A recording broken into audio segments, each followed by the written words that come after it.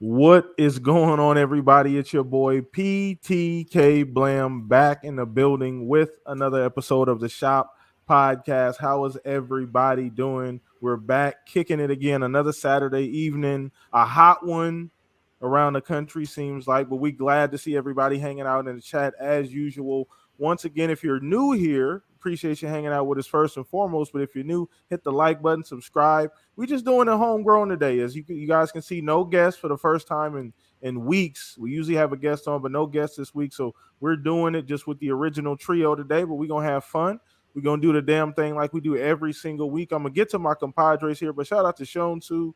I saw Silent Cypher in the chat. Shout out to everybody watching live. If you're not in the chat, man, appreciate you guys so much. Once again, hit the like button if you have not already. Hope you guys are enjoying your weekend, staying out of that heat. Kick back, grab your beverage of choice, and hang out with the Shop Podcast. You know what we do here on Saturdays, man. But let me go ahead and get to my partners here, man. So we're going to start with you, Mr. Pong Soul, making it to the show, man. Listen, I'll let you explain your current situation. But chat, yeah, this is tough. We want to talk about dedication, and he'll elaborate on that here in a second. I'm trying here, PTK. I'm trying, brother.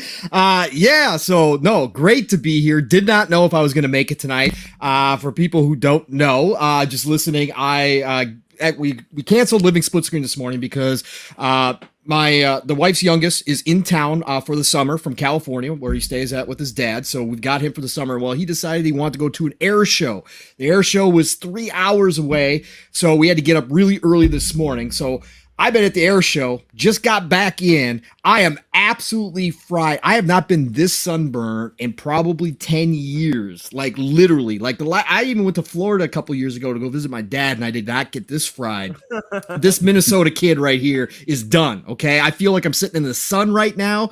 But the air show was absolutely amazing. I posted some early photographs. Unfortunately, the reception up there wasn't the best, but I'm going to be posting more to Twitter, so follow me, Pong Soul, obviously on Twitter, and you'll get to see some air show stuff. Got to see an F-35 flying, which was absolutely incredible. Made the day worth it, all just by itself. So I got tons of video, tons of pictures, so I'll be putting those up. But yeah, PTK, it's been a crazy week. Gaming wise, haven't done a lot because I'm back in the gym as well, getting that health right after the pandemic. So that's cut into my game time. Nothing wrong with that. Nothing wrong with that. Got to prioritize that. That's a big part of me. So, but I did pick up Borderlands 3 Super Deluxe Edition on sale from Amazon. Shout out to Wario64 because he's always posting the good deals. And I've been waiting on a deal on Borderlands 3 for a while. $10 for the Super Deluxe Edition. So I picked that up and I've been hopping into that for like an hour a night all this week and having a really good time. It's taken me a while to get into Borderlands 3. I'm a Borderlands head. I love Borderlands, but Borderlands 3 did not click right away. I tried it on PS4 and right away. But I've been back into it and I picked it up for $10, loving it. Having fun with my looter shooter. Of course, NBA 2K is all the time, but that's been it for gaming this week. So just glad to be here, PTK. I'm on fire right now. Almost literally. That's how hot I am right now, but we're good. Yeah, we're good. That's the type of dedication you get here at the Shop Podcast. We appreciate you, man, over there cooking. Thank you. Get your cocoa butter, everything you need, your calamine lotion. Appreciate you, man. What's up, Gaming Addict, man? Just look at him. Came a new member. Shout out to Gaming Addict, man. Shout out to the Lords over there, man, showing support here. Appreciate you, bro. Thank you so much, man. Forsaken, General Spartan 27, man. You guys are new here. Once again, hit the like button. You guys are awesome. We love everybody here. Hope you guys are enjoying the show thus far. We haven't even really gotten to the topics yet, but we're going to throw this over to Mr. Fuzzy Belvedere. Mr. Busy Guy. Got a lot cooking up this week, man. Got the video out. I know you're going to get into that. Yeah, I finally released the video after recording it, and man, my whole little template got blown up with the recent Adobe update, but that's all good. Got a new template in place, so I should be able to put out more content here shortly. But yeah, I had to speak on that Games Radar nonsense. But, you had to address. You lit that fire, Pong. That was all me. That was all me. I'll admit he kicked Pandora's box open. He didn't even take the. Yeah, but man, AC decided to give out today. Yeah, awesome. 82 degrees inside the house, probably cooler outside, but not taking the laptop to do the podcast outside. So yeah, just chilling here with a very very ice cold beverage. But yeah, man, can't wait to get into some of these topics. Some crazy stuff on the Twitters lately. People talking about they you know are paying more to play a game again for a free feature and being upset and just a whole bunch of craziness. But we'll get into it. Shout out to chat, man. And like Fuzz said, we'll get into it. You guys know what we do here. Have those questions ready because you guys know what we do here at the Shop Podcast. We do let you guys run pretty much the last half of the show, sometimes a little more actually. With chat questions. So have those questions ready. You can drop them early. We can always scroll back and find a question. So shout out to everybody watching live right now. Let everybody know we're live. Hit the link below. Appreciate you guys. Let everybody know on Twitter as well. But we're gonna dive right in, man. Got a lot to talk about, man. So we're gonna start with this poll of the week. And this was a awesome poll of the week. Shout out to the almost 2,000 people that voted on a poll of the week, man. Shout out to everybody who enjoy those. Once again, follow me on Twitter if you're not already. That's where the poll of the week goes up on Monday. Then we talk about it here at the Shop Podcast on Saturday. So if you enjoy that, people enjoy them. It's kind of a roller coaster. Some weeks, they pop off. Other weeks they don't. But I appreciate everybody that checks them out, partake. So we appreciate you guys as well. Let's get into this poll of the week, man. So this week was, which first-party studio would you choose to make an exclusive superhero game for Xbox? We've talked about this before, but once again, as we get new information, stuff happens, things change. I always like to revisit these questions. So the options were id Software, sorry, the Coalition, Ninja Theory, and Arcane. It was actually a fairly close vote, with the Coalition winning. 33% voted the Coalition. So I'm starting with you on this one, Pong. First and foremost, I need to know, is my streak still alive? Yeah, your streak is still alive. That is true. Okay. You are good to go. And, listen, this is actually a really tough one. And I want to shout out everybody who had the comments in this poll, actually. Yeah, there was some really good stuff in there. Because there was a lot of people that were on the same mindset as me, right? There was a lot of great answers, right? There was so much there that I was like, yes, like Coalition and Punisher, right? Fantastic, right? That was awesome. For me, and again, I always go back to this, like for me, there was no wrong answer here whatsoever, but Arcane, I always go to Arcane because when I think superhero games, I think of new mechanics, I think of superhero powers, I think of like X-Men games or whatever, like I personally want, and Arcane to me has that ability as a studio to come up with something way different, to bring something new to the table when it comes to any game that they touch. So with a superhero game, because I would not just want a copycat game, right? I don't just want another Spider-Man, right? I don't. If Xbox is going to do this, I want them to have their own twist on it. So I think Arcane has the best ability to come up with that. And whether they did like a Doctor Strange game, or whether they did an X-Men game, or whether they did like a Gambit game, right? I think Arcane would have the best ability to look at that, whatever IP it was as a superhero, and really draw the essence out of it and put it into a way that we had not seen it before in another game. So I went with Arcane on this one, but there was no wrong answer here whatsoever. Yeah. Like all these studios could pull it off without question. So that one for me, that's where I went with it. And shout out to everybody who voted too, because there was some left field ideas. I saw people saying Blade. I saw some people saying like a cable game. I saw some people talking about Moon Knight, a couple different things. So shout out to everybody who voted. Once again, if you want to partake in that, just follow me on Twitter. All that information down in the description below. If you're here every week, we appreciate you hanging out with us. But go ahead and do that so you can partake in that poll of the week, man. So chat, let us know what would you got. Oh yeah, Forsaken. Shout out to you. He said Spawn as well. Spawn was a very popular one. Yes, as well too. Yes. Pong. I don't know how you feel about Spawn. Oh yeah, Spawn. Yeah. We brought it up when we talked about it, right? Spawn would be amazing. I still got my Spawn on all my comic books that I had. my Image comic books are still safe. I sold off all my X-Men like an idiot back in high school, but my Image comics are still safe. So I've got Spawn. I've got probably the first 20, 30 issues of Spawn. So definitely down for that. Spawn was a great underutilized character, especially in the video game world. I would love to see him come back. Yep. Absolutely. I would love to see it as well, too. Such a great character as well, too. So, all right, Fuzz, we can go ahead and throw this over to you. Once again, chat, let us know how you guys feel about this, chat. Let us know what your options are. Shout out to Stanley, Ash, Trey, no frauding. Where's Blue at, by the way? Where's your twin? But shout out to everybody watching. She Snow, everybody hanging out with us, man. You guys are freaking awesome. Every single week, you guys kicking it with us. So we're going to throw this over to you, Fuzz. Pong has some interesting takes. Now, once again, the poll was fairly close. Yeah. Everything within reason, within like 10 to 8 to 10% of each other. So it was fairly close. And once again, no wrong answers. So my streak is still alive. That's the most important thing. And what did you choose? Oh, Blue just came in. What's up, Blue? For me, I picked Ninja Theory, and I'm thinking something along the lines of like either Daredevil or Dreadpool. Just something where it's going to be like melee combat, some kind of like Devil May Cry type movement stuff. Since they did like what was it, the Devil May Cry 3 or the re. Well, they're gonna get High Moon if this Activision deal goes through, and High Moon already did the Deadpool game. Yeah, but I picked Ninja Theory. I love the idea of Arcane. Just the fact that they have like telekinesis type stuff in their current games would make them an awesome fit as well. And I think the tried and true one, like everybody would love to see Coalition do a Punisher game, but that one. It seems like it would be the perfect match, but I don't know if it'll ever happen.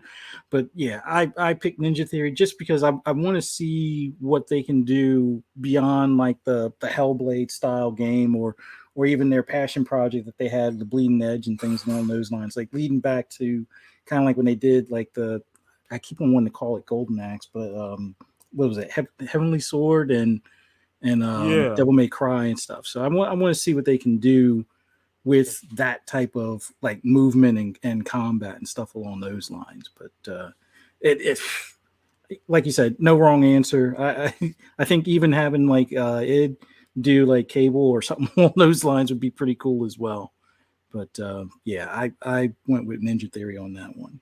Yeah, and once again, like he said, no wrong answers on this one, chat. Really, right? Like if anyone you choose would be very interesting. Like I said, High Moon, they're getting High Moon. They've already done Deadpool, so that's another feather in the cap. Super underrated studio. Very, very, very talented, and once again, they've already done those games, so they've already had that experience. So them being first party, maybe they can go break off and do that. So that would be really cool as well. Once again, chat, let us know, man. Just let us know what you guys feel. Shout out to Boba Fett and Forsaken. Actually, that's She Snow, by the way. Fuzz and Pong. Yeah. Like he changed his name. I know who that was. Oh, okay. Yeah, I can tell by his I'm picture. the one. Yeah, I'm the one on the late freight then. Okay.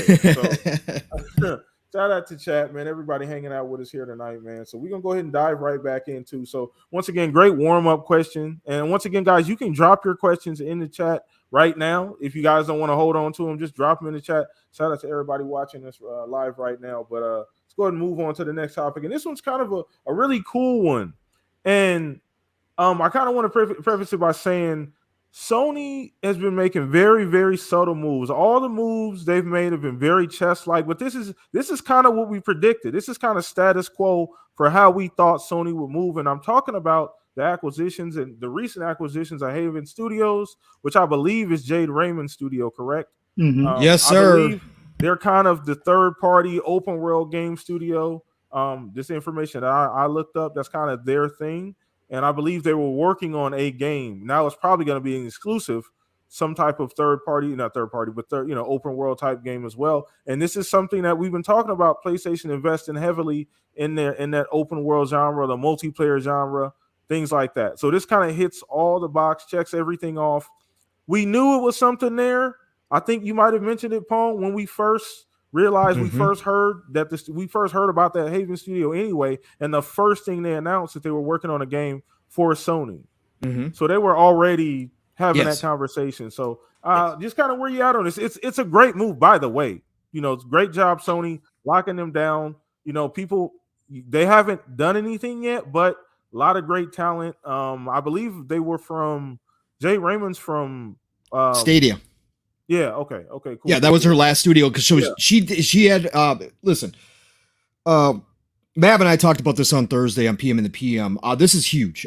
This was Sony has been very strategic. They don't have they don't have the war chest that obviously Microsoft does, right? And I know everybody likes to throw that against Microsoft and say, "Oh, they just buy everything." Well, yeah, if you've got the advantage in money, of course, that's business. You use it to your advantage, right? So they can go out and buy an Activision Blizzard, right? That's what they can do. They can go buy a ZeniMax. Where Sony does not necessarily have that ability. They still have plenty of buying power, but they're not on the same level. But what they have done is they've been very strategic. We've talked about this plenty of times, and I'm going to go a little bit different here with the Haven acquisition.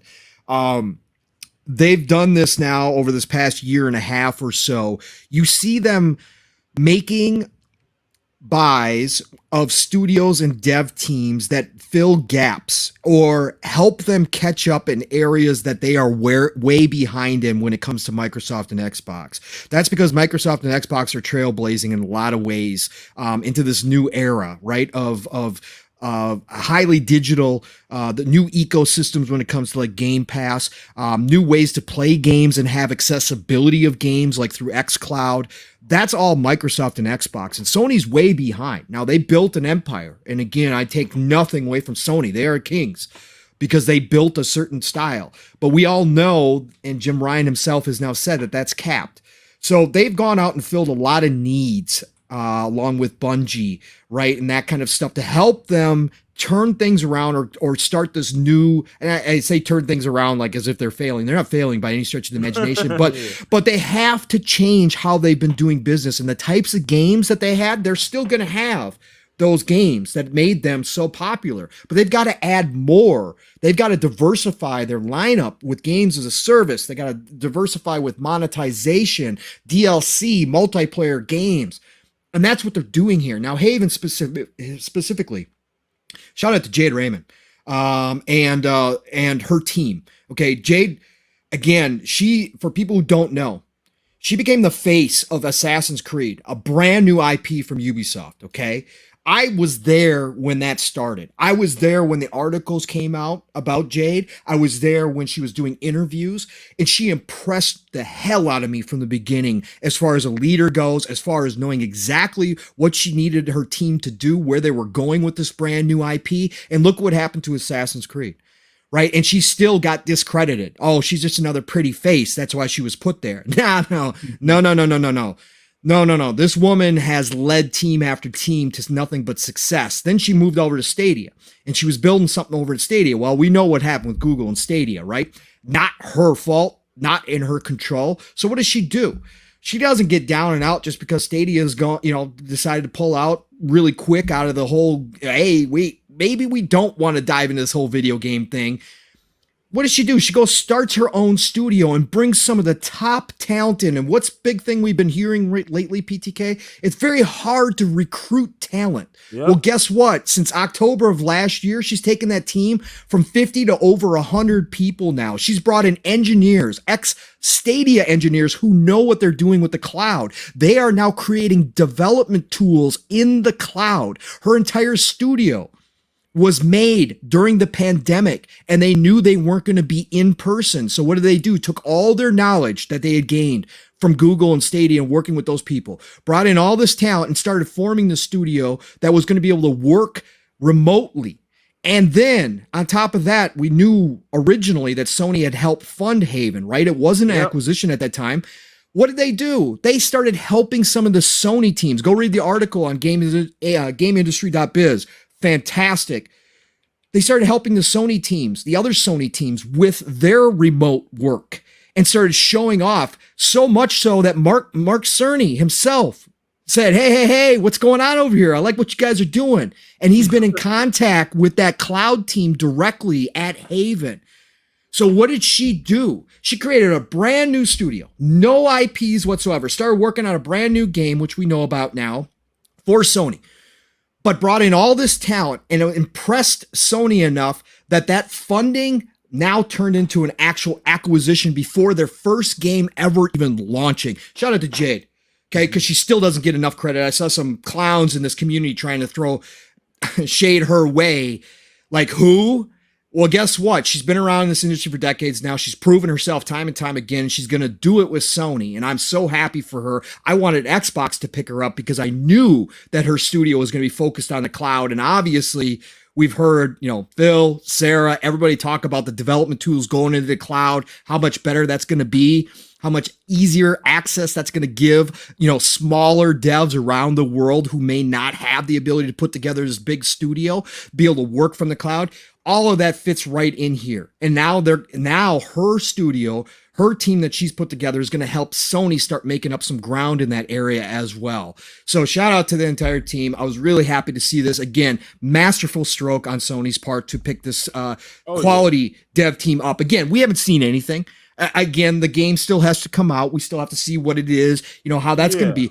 But it's more than just the game. That's why this acquisition happened. More than just what they were building game-wise. It's about the infrastructure that they can bring to Sony, that they can help their teams with, because of the team that Jade herself, as the leader, as the main founder of this new studio, has gone out and been able to gather together, even though there's everybody and their mother and brothers are recruiting people talent-wise right now in this industry. She still had the power to draw them in. So shout out. Great pickup. Love this Haven. Cannot wait to see what they got cooking under Sony. It's going to be a great pickup. And the cool thing is this checks so many boxes off for Sony. Right? Like where they're going, where they need to go, yes. Kind of where everything, it checks so many boxes off. It's not, you get so much talent, you get so much ingenuity. Like you said, shout out to Jade Raymond, everybody out there, hating and, not really being, go ahead and just Google, you can Wikipedia her, I'm sure, and gather her information. She is more than shown to be a credible, developer in this industry. Leader. She's a credible leader in this industry, so we don't, all of that is unnecessary. We don't even need to do any of that here, but shout out to her and the team. But once again, I think the cool thing here is that this is something that people are going to probably not even think about this. This will go away very soon. You know what I mean? People aren't going to think. And then it's just one of those things that who knows what type of game that they're working on. That game could be a great game. And it comes out and it hits for Sony, and boom, all of a sudden Haven's on the map. And that's the excitement, and that's why all these changes, whether they're big or small, these acquisitions are exciting. We don't know how these things are going to play out. So it's really cool to see. Yeah, and specifically on the game too, PTK, in the article, she talked about, hey, we're doing all this cloud development and that kind of stuff, right? And that's kind of new. It's not established yet, but they're working on making it happen. But she said, we are also keeping in mind that our game has to live up to those Sony standards as well when it comes to graphics and all that kind of stuff. So she's already very self-aware that her team needs to come with the goods, and they can't say, well, we're trying this new tech in the cloud. We're trying to do it this new way. We did this during the pandemic. She's fully aware that it's got to live up to those Sony standards. So I'm expecting big things out of this studio. I am as well. So once again, great pickup, and it's strategic is the key word here, right? And I love the fact that you brought that up, Pong, because that's exactly what it is. People won't even probably think, have a second thought about this, but it's going to come back around. When that game comes out, hopefully, the game comes out at some point in the next couple of years. And shout out to Silent. I know he asked about that. No timetable at all. Who knows how deep into actual development they are with an actual game at this point. It still could just be a concept. So we don't know. But I hope to hear more about it, sooner than later. That's for sure. I think I can speak for everybody here on the panel. Sooner than later, please give us some information. So, but I'll throw this over to you, Pong, because but Fuzzy, we've talked about this as well. We've talked about when she first announced the studio, and they were making a game for Sony. This is just a natural progression, right? Sony already cut a check. You might as well, the relationship's there. You might as well go ahead and make it official. Yeah, I mean, we could talk about organic growth and whatnot, but I think Pong pretty much knocked it out of the park on this one when it comes to they definitely saw the potential and the talent in that studio, and anybody that would try to take away from her accomplishments it's funny. People keep on talking about they wish Assassin's Creed would go back to its foundation, and yet one of the people that pretty much made that foundation is the one running the studio. So I would have to say, for the most part, like Pong was saying, they saw a lot of potential in her studio, the talent that they have, all the tools that they were able to bring to the table. Much like with the deal with Bungie, Bungie is going to fit a very specific need that they have when it comes to this live service that they're trying to move into, and having a team that's very good as far as cloud, very good as far as building stuff, whether it be remote or even showing other teams how to do so. Because let's face it, the pandemic is still going to affect some of these teams to some extent.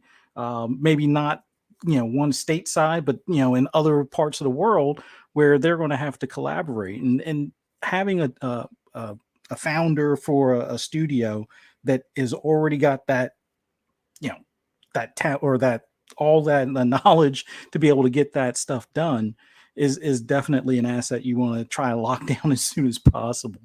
Um, Same deal with Bungie. Like, if they're going to do these 10 games as a service, Bungie is going to be kind of like their go-to, instructor or teacher to kind of set the example or set the bar. So that way, all these other studios that they have that are going to, dive into this will have a better understanding or a better path as far as the approach on how to get their game up to speed for an ongoing support and things along those lines. So Sony, we always talk about they may not have the purse strings of Microsoft, but they do have the vision to be able to see or recognize talent or recognize development that is going to be worthwhile and to their benefit. And what better way than to bring them into the fold and kind of lock that, well, I wouldn't say lock that talent down, but at least make it so it's accessible within their walls or within their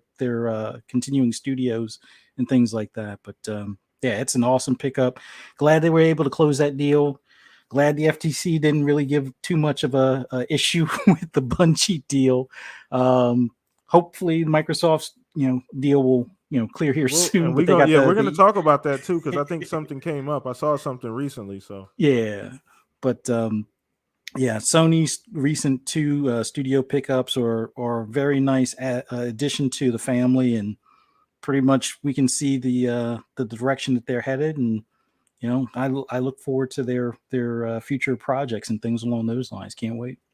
well, same here for sure. So before we move on, I definitely wanted to cover something else in regards to that particular topic. So let me check something here really quickly here. Shout out to what's up, Still Rain.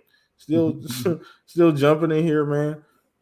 But so the really cool thing about this too is that, like you guys said, it's gonna fit a specific purpose. And I think that's the big thing, chat, right? Like multiplayer games as a service. So that's something that Sony can, like, that they need to balance that out with all of the great first party offerings. So they're doing all these moves have been, they're not like blowing the headlines up. Obviously, Bungie was huge, right? Bungie was gigantic, but this Haven one probably didn't blow the headlines up. People are all okay, cool. Let's just wait and see for the game to come out. But this could be something very, very huge in the future. Like you said, with the technology that they presented, the ingenuity, everything that they brought to the table, that's what it is sometimes, like even we talk about, when Xbox bought ZeniMax, they didn't just buy the talent. They bought a bunch of engines. They bought a bunch of ideas. You know what I mean? Like a bunch of other stuff, like tangible stuff. You know what I mean? Like that actually matters. So I think that's the cool thing about these types of deals, especially with these brand new studios, right? There's this like air of we have no fucking idea what they're gonna do. So it makes it like exciting, right? Like we have no idea, that we have no reference or anything to kind of base, what they're gonna do off of. So it's really cool. So chat, let us know how you guys feel about that. Shout out to Steel jumping in here. Shout out to Gabe as well. Appreciate you, Cali Kid, man. Thank you so much. Stanley, I saw you earlier. G, I want to make sure I didn't miss you as well. But let's go ahead and move on to the next topic. And this one is a juicy one. And I know Pong, Pong gonna be in his bag on this one. I know for sure, because I'm sure he's read this entire interview. But we're gonna be talking about Redfall, and an info dump we got recently, Mhm. and it was so much. It was way more information than I thought that they would talk about, and it was a lot. It was a lot. So they did a IGN interview, I believe one of the developers from Redfall, and they gave a ton of information and insight on the game itself, how the game's gonna play, in-game type stuff. No Mhm. real spoilers, but Right. damn near. Like it's about probably as close as you can get to some of the stuff being spoiled. You know what I mean? Like how you progress through the story, how Mhm. everything works from like a solo mode, versus a co-op mode, how weapons level, things like that. Like a lot of good information. So I'm gonna start with you on this one, Pong. One, did you read the article? Two, as well, chat, did you guys read the article? Because it was amazing, great information. But Pong, where you at? I mean, where did this like? I don't know what idea you had, of what Redfall would be anyway. But what did this change anything for you? No, because a lot of the same information was what we got from Harvey right after the showcase, right? This was Yes. basically the main interview that I had already seen, that I had talked about when we talked about the showcase, and kind of went in depth as to what was, what we should expect from Redfall at this point. So a lot of it was the same stuff. Again, Arcane is one of my favorite studios out there, just because they always bring something different to the table. And I can't wait to get my hands on Deathloop. Obviously not having a PlayStation, I haven't been able to play that yet. But I've heard from so many people. So again, when I looked at Redfall, and we knew originally that it was going to be this type of looter shooter, right? Semi-open world, if you want to call it that. It is in two parts, which we now know, right? There's going to be the main city part that you start out in, and then once you progress the story far enough, it's going to open up kind of the outskirts of the city where the church is, and kind of the suburbs, if you want to call Yeah. them that, right? They have like So we districts, right? Almost. Yeah, it's almost, but it's two. It's not very broken up. It's two, right? Yeah. So you're still going to have a pretty big kind of open world feel to this, where you're at. But everything that Harvey said, again, the only thing that I had a concern with, and we touched on this during a previous show a couple weeks ago, 3 weeks ago, whatever it was the fact that they said that the progress was only going to happen for the host if you're playing Yeah. multiplayer. That was the only concern I had with this whole thing, was that I don't necessarily like that. Like Harvey explained it, and he didn't say that it was absolutely 100% for sure going to stay that way. He said, as of right now, that's how we have it set. And it was based upon the fact that they did not want to break up the story once you went back to your world. So you had things finished. My point to that whole thing was, just give me the option. If I've played it before, let's say Steele and I are playing together and he's hosting, and I beat levels, we beat levels 2, 4, and 6 together. When I go back to my game, once I hit those levels, just give me the option to skip if I don't want to necessarily see that story, right? I again, that's how I would do it. But if they keep it this way, that's fine. But again, everything Harvey's talking about here, this game was built as a single player game. Yes, you can play it multiplayer, but as all Arcane games are, they are single player focused, and this game is no different. It was built to be played alone. And if you join with friends, cool, great. That's just another experience. So that to me gets me excited right away. Like I love playing multiplayer games. Finished more games now than I normally have previously, just because of people like Mav and Steele and everybody else that I've been able to join games in. But at the end of the day, I'm still a single player guy through and through. So for me to be able to say, hey, I'm going to play this game and know that it's built with that in mind, that makes me really happy, right?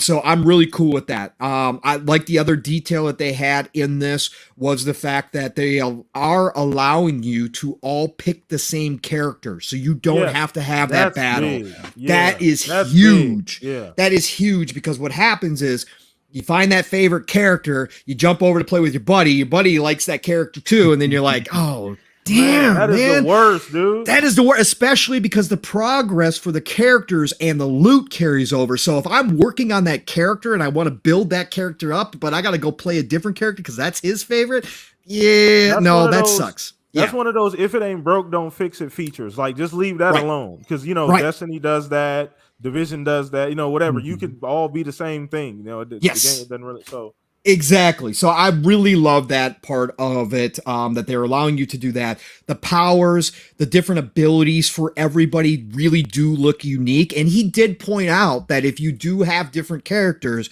that you can kind of play off of each other with some of those powers. Like you can combine them in different, really unique and creative ways if you are playing the different characters in a multiplayer game. So all of that sounds great. Again, loot, fantastic. I love that aspect. He really pointed that out, that the loot was something important, that they do have different rarities for the weapons, all that kind of stuff. So again, everything about this game gets better and better. We saw it in the showcase.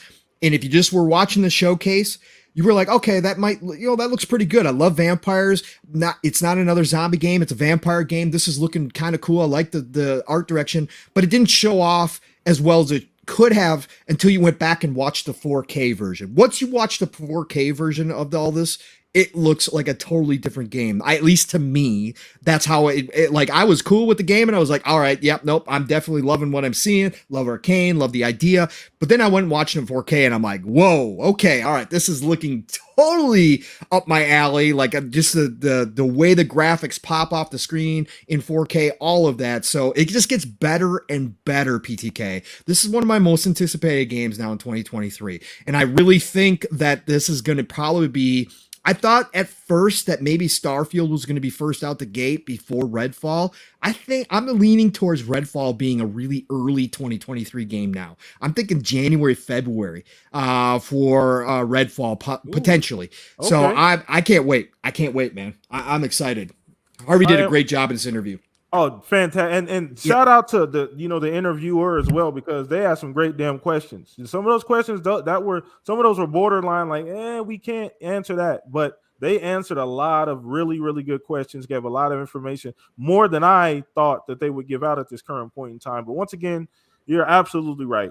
If you guys haven't checked that article out, I can actually drop that article in chat. So that way you guys can go check it out by IGN, or a matter of fact, you can pull it up on Twitter as well. But yeah, it's tons of information, lots of cool stuff, like you said, about the progression, in-game stuff. Apparently there's no multiple endings, so I don't know how you feel about that. Due to the fact that there are 4 separate characters. I'm okay. It would be okay, but I'm okay with that, right? And they're gonna have, they did confirm too that those they're gonna have those dimension levels as well that you can jump into, and those are gonna be replayable. Those are gonna be like dungeons, like we get getting looters all the time. So that's gonna be something that you can go back and replay over and over again and kind of grind for that loot that you're looking for. So they've kind of nailed all the bases to me. Like everything I'm looking toward. Yeah. The roadmap is going to be interesting. I never considered this game having like a roadmap for a couple years, right? Like I did that because it's crazy, because it completely escaped my mind. Chad, how many of you guys in chat, let me know, do you guys consider like the roadmap for Redfall? Like this could be a game that gets DLC, that gets updates, cool little stuff to keep the game going and keep an actual like community around the game. I never considered that. Like it's because like you said, Arcane single player, you tend to think, it's crazy. Like I never really, you just said it and it finally just hit me. Like there is actually probably there could be a roadmap for this where we could get content year 2, year 3, and there's people actually still playing this game. Yeah, absolutely. Of course there could. They could easily make this a games as a service game. I don't think they planned on doing that, but if this game takes off and like a lot of people are loving it and playing it, it's easily set up for that. There's no reason why they couldn't do that at all. If this is the next kind of big, even if it's designed as the single player, but let's say the co-op aspect just becomes a fan favorite, right? And everybody's playing it, right? And everybody's running through those dimensional places. I forget what they call them. They had a name for them, but maybe that becomes the thing. And all of a sudden Arcane takes a look at it and Microsoft takes a look at it and says, hey, maybe we could turn this into something bigger. Let's go. Let's do this. Let's keep adding to this. For the Fortnite and yeah, right. Absolutely. And shout out to Jones who said werewolf DLC. That's interesting, right? Yeah, I yeah, mean, why who knows? not? Introduce some You new know? characters. There could be more story outside of what happened in that city. Maybe it's happening elsewhere outside of that town, like multiple locations. I'm getting ahead of myself. I'm not even gonna do that. But I'm gonna throw this over to you, Fuzz, too, because this once again, chat. This is super interesting. Like, I read through this, and I read through the entire thing. Like, I read through the entire thing because every time they asked a question, I got that much more excited about the direction and the thought process behind the game. But Fuzz, did you read the article and what'd you think of it? I didn't read it as thoroughly, but I got the gist of a lot of the progression stuff as well as the skill tree stuff and leveling for like the weapons and things along those lines. Like my big thing was that I'm looking forward to this just from the standpoint of it being the looter shooter.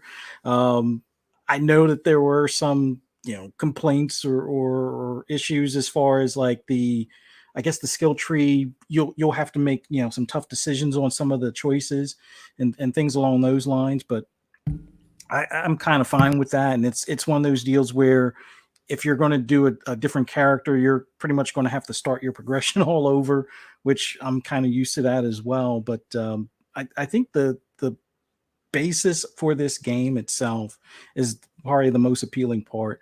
Like I'm definitely looking forward to just one doing the playthrough solo and then doing the co-op like what we do for the division. And this I think will probably take away a lot of the time we spend on the division. This will pretty much Definitely. kind of slot into that spot. But I think the big thing now is just like you said, with having a potential roadmap as far as for continuing updates, continuing content, and things along those lines. This has great potential to be one of those games as a service that just people are busy playing, much like like if you look at State of Decay, even State of Decay 2, people are playing that continuously, with even though it doesn't have as I guess fluid of a content drop, but they've definitely added stuff over these past couple of years, each and every year, and updated the visuals, updated some of the modes, updated some of the difficulty, updated some of the loot and things that you can either have your characters wear, or some of the base building stuff that you can implement and things along those lines. So if they're able to do something similar in what do you call them in Redfall, yeah, I'll be all in on that. Yeah, so I could definitely see like a PvP. I don't even know if that would be a thing. Vampires versus the characters type thing. Mhm. There's all kind of different variations, and we're obviously guys. We're just throwing shit at the wall at this point. But there's so much like this game you can do. It's so versatile. It reading through the article, kind of like them expanding on their ideas, kind of made me realize what the game could be. I saw the game because once again, you think arcane, you think single player, you're going to get something fairly linear. This Mhm. this was a bit more open world than they normally do, but it still would be fairly linear, lots of cool new stuff. But this is a lot more than even I expected. So let us know, chat, what you guys thought about the info dump for Redfall, and everything that IGN article as well. Go look that up. Yes, and once again, I did ask you guys, and I'm gonna ask you too, Pong and Fuzz. You guys going into the solo first? You're beating it solo, playing it co-op later, or you just diving in beating it co-op first? Ooh. That's a tough one. If you give me the option off the bat, I'm probably gonna beat it co-op. Although I tend to like have a mix, because if it's really good, I'm not gonna put it down just because I don't have nobody to play with. So I'll end up picking it back up solo, like in between time. I think it winds up being a timing thing because, like, for me, Yeah. the way Division Yeah. was, the first Division, I played, I would say, the first half of it, or at least to like level 22, co op, like straight through. It was like the people I met during the beta, we did it co op all the way up until like level 22, or like where it takes a lot more effort to gain levels and things. But for like the Division 2, I think I played through solo because I knew I was going to do like the multiple characters. So I had already like cleared a character, and I think I was looking for how to like max level your character. So I think I did that in like a couple of days, and then my second character was the one that we did co-op. Like I think by the time you started picking it up and playing. My second character was like a level 4 or something like that, and it was like, okay, let's do the co-op. And I think we got like more than halfway through. Like we were beyond halfway to level 30 or something like that by that point. And but I think it just wanted to be a timing thing. Like if it's in the morning and you're at work and I'm not, well, I'm sitting at home, I'll probably start it solo or something like that. But yeah, if it winds up being like, oh, it's going to drop at 6 p.m. on a Thursday or something like that, then yeah, it'll probably be co-op. So it's more like a timing thing, I think. All right. Yeah, same goes for me. I think it would just be like when it drops. And again, if the progression stays the way it is and I don't get progression when I'm playing multiplayer, then I'm definitely going to put time and effort into single player right out the gate. So wherever I end in multiplayer, I can go back and just pick up on my single player if that's the case as well. So I'm not missing anything or anything like that. But, and again, progression's carrying over as far as your character level and your loot goes. So anything that I pick up in my single player, I'll be able to carry over my multiplayer and vice versa. So all that's fantastic. I think, again, I'll definitely be putting time into single player. If it drops midweek, if it drops like on a Tuesday, and again, I'm work schedule, whatever else, we'll see. Maybe I'll hop into multiplayer right away, but I think I'll probably fire it up single player and get to know the characters and figure out who's my favorite character power-wise first, so that when I go into multiplayer, I know who I want to level up and who I want to run with. Yeah, no, that's how I tend to do these games too. Like Division, Destiny, I tend to do the same thing. Get a feel for it. Did it for Anthem. Even jumped in solo first. Played through a couple characters, then finally pick one, and then roll through solo for a little bit. Then eventually me and Fuzz or whoever else link up, and then from that point on, usually once I link up with someone, it's pretty much co-op. Unless I'm really really enjoying the game and I haven't completed like the story yet. Then I'll go in and complete all of that solo. But yeah, I'm super super hyped for this game, like way more than I thought I would be. And Pong, it's crazy because you're an Arcane dude through and through anyway. Chat, you know that. If you've been here at any point in time, Pong is a big Arcane dude. But I'm really excited for this game. Far more Pong than I thought I would be. Every time I get more news. Now the crazy thing is, in chat, let me know what you guys feel about this as well. When are we getting news on an actual, like release date? Ooh, you know what? I think there's going to be something before the end of the year. I don't think it winds up being at the Game Awards per se, but I think we get some sort of like, hey, this is what you can expect the first half of the year, or like we'll have like some sort of announcement. Oh, there'll be a show the last week of December or something like that, and we're welcoming in Activision. Oh, and by the way, these games will be dropping in February, and these games will be dropping in March or something like that. So I think before or shortly after the holidays, shortly after the Video Game Awards, I think we get some sort of update on a window for it to be released, type of thing, at least. Okay, and what's your and I'm gonna throw this to you guys too in the chat. Where do you guys think what's a release date for Redfall? We're gonna throw it out there. Fuck it. We might as well go to Speculation Town. We're usually there anyway. So drop those release dates in the chat. Let me know where you guys are thinking. So Fuzz, if you could even give a window. What's Fat Tuesday? Is that like February 5th or something? Like for like Mardi Gras? Is it like, even though this isn't the game that's going to be Mardi Gras or in that region, because I know Compulsion's game is, I think, the one that's going to be there, but I would say sometime around there. Okay. If I'm not mistaken, Mardi Gras is early February, right? I don't know. I have to double check on that. Chat, let us know once again. If you guys could hit the button for Redfall, where you guys think it's going to drop? Go ahead, Pong. Well, since we're in Speculation Town, let's go. I think it leads out the gates. I think we get a January on this one, and I think I think towards I'll probably say like probably the Tuesday, the 17th of January, the 24th of January. Let's go there. Ooh, nice. So we get first quarter. Everybody seems to be on the phrase. So everybody, we're saying we're all in agreement. This is before Starfield is going to come out. Yeah, I'm leaning that way later now. in the year. Okay. All right. What's funny thing is I was leaning Starfield first too. I'm not gonna lie, Pong. I was definitely leaning Starfield first, but now I'm thinking about it. So once again, chat. But you got chat. You got to let us know where are we getting this news from, right? If we're gonna get a release date, February, March. Shout out to Focus. She's no Forsaken. My bad. I can't help it, bro. But shout out to Forsaken. Yeah, where are we getting this news at too? So let me know in chat where we getting this. So Pong, I know not Pong, but Fuzz, I know you said no VGAs, right? You don't think? Yeah, I don't think they talk about it at the VGAs. I think it's shortly after.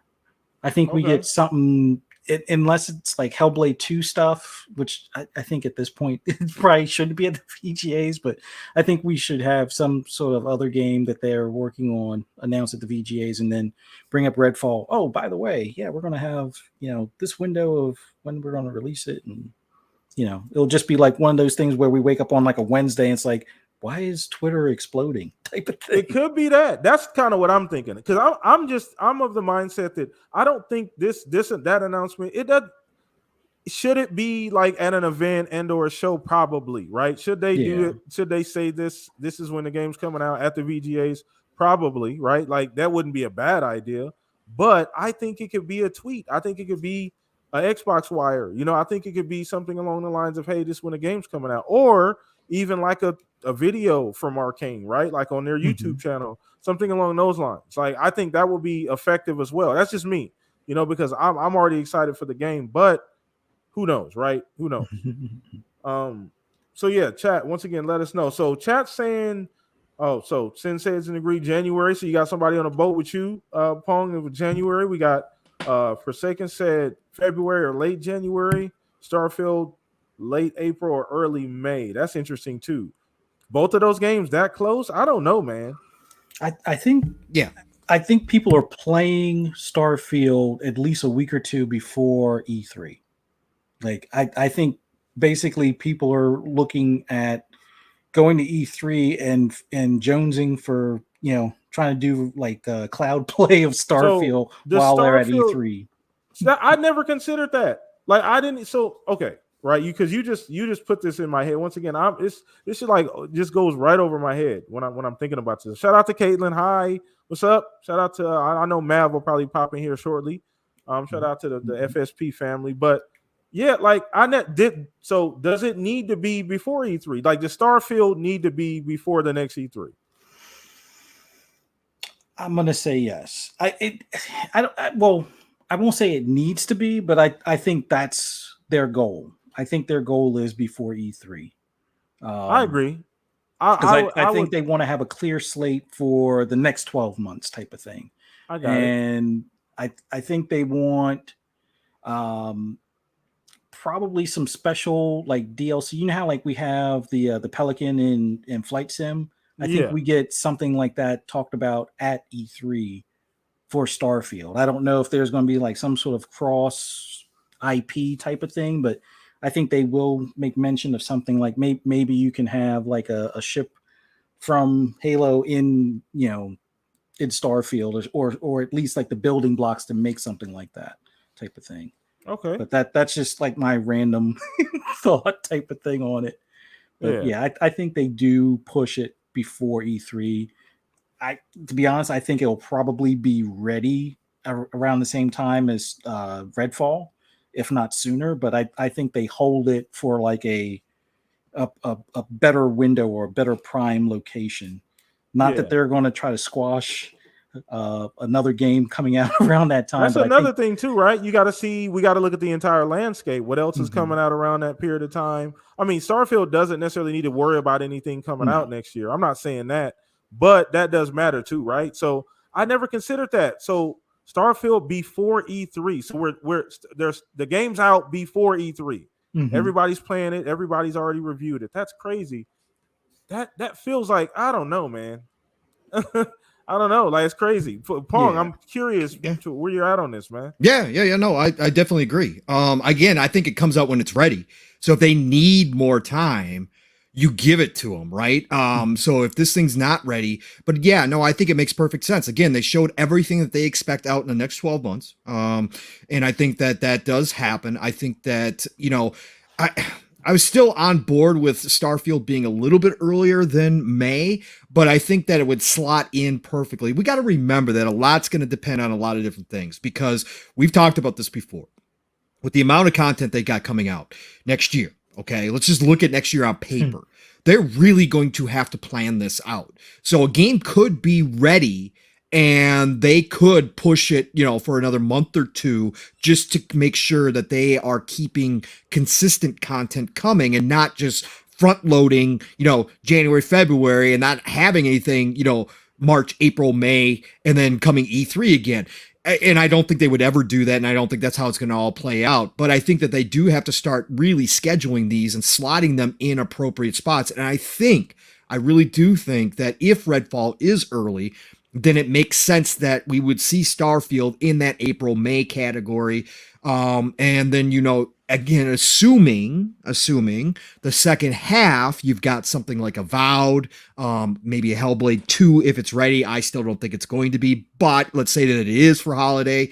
Then you've already got your second half lined up. And then we can't forget Activision Blizzard, when that acquisition gets done, if it's not done by the end of this year, which some of us believe it's possible that it gets done by the end of this year, when does that announcement happen, right? When that closes, that's a whole nother announcement. That's a whole nother boatload of games dropping into Game Pass. So you've got to be conscious of that, and you've got to keep the momentum with, as far as the news goes, as far as the word of mouth goes. You want to stay in that cycle, that news cycle constantly, and I think that they've got the opportunity to do that with all this stuff that they got coming out. So I do think that Starfield, if Redfall is early, I think Starfield is a late spring, early summer type game. So I do think we see it drop before E3.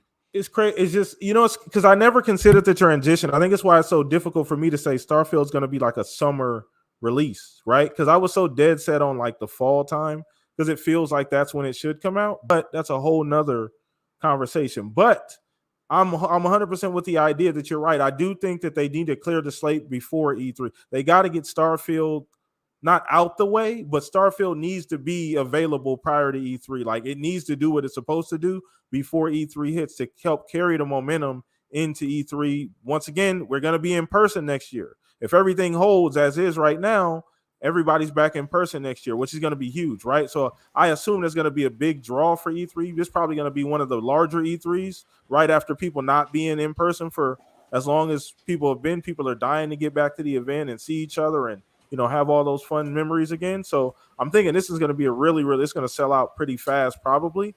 So yeah, it's going to be crazy to see where this goes, man. So chat, we're going to go ahead and turn this over to you guys. We're about halfway through the show. We're going to turn this over to you guys. Drop your questions in chat. I know there was a few. I saw them a little earlier. Shout out to Shane. Shout out to everybody hanging out. Shout out to Caitlin. I know Mav will probably pop in here when he gets a chance to. But yeah, go ahead and drop your questions in chat. I thought I saw one or two like way earlier. Give me a second here. And I know there was some stuff we went over too in the DMs, Pong, that we didn't get to. Let me see here. So, okay. So, Focus Active, shout out to Focus Active, said kind of flew under the radar this week, but Massive got purchased by the company that owns Avalanche. You guys have any thoughts on that? Anybody, did you catch that, Pong? Fuzz, did you guys catch that? Yeah, I did. I thought it was a great pickup, right? So, I mean, again, those guys have now proven themselves. They are masters at that really narrative heavy driven kind of storytelling. And again, the Quarry proved it. A lot of people are absolutely loving the Quarry. So I think it was a great pickup. That studio's been out there for a while. It's obviously going to be good for them because, again, acquisitions, generally speaking, help studios. They allows them to expand. They don't have to worry about that game to game. Oh, is this one going to be, is this one going to be the success we need it to be so that we can make the next one, right? When you get acquired by somebody bigger, usually the financial situation, the burden of finding financing for your next game, of doing the marketing for your next game is now lifted off of your shoulders. And now you go back and get to do exactly what you guys have already proven that you can do, which is create really fascinating stories that people seem to really enjoy, and you get to just do that without all those extra worries on top of it. And I think that that's going to make this team even better. Maybe they're even allowed to expand a little bit. Maybe they try something new, on top of making another game in that lineup. Maybe they try a different genre that they've been wanting to do. Again, the sky's the limit for that team. Really happy they got picked up. Even though I don't necessarily, their games aren't necessarily for me. I've heard plenty of people in this community have been playing them and absolutely love them. So, again, I'd love to see studios that just keep getting better and better at what they do. And then eventually, if an acquisition is what's right for them, and obviously it was here, great. Fantastic. More power to you. Go get that money and then get back to what you do, which is being creative. So excited for this. That's how it's supposed to work. Like those studios, when they open up, as a small dev teams, they dream of getting to the point to where that's not a burden for them anymore, right? Like that's the goal, right? I just want to make video games. I just want to be able to do this creative thing. And, so these acquisitions, if they're done properly and, with the right teams and everything's worked out, that they could be, they're a godsend. So let's go ahead and throw this over to, I don't know if you had anything, Fuzz, to say about that. Yeah. And I do apologize for the raindrops you'll hear in the background here.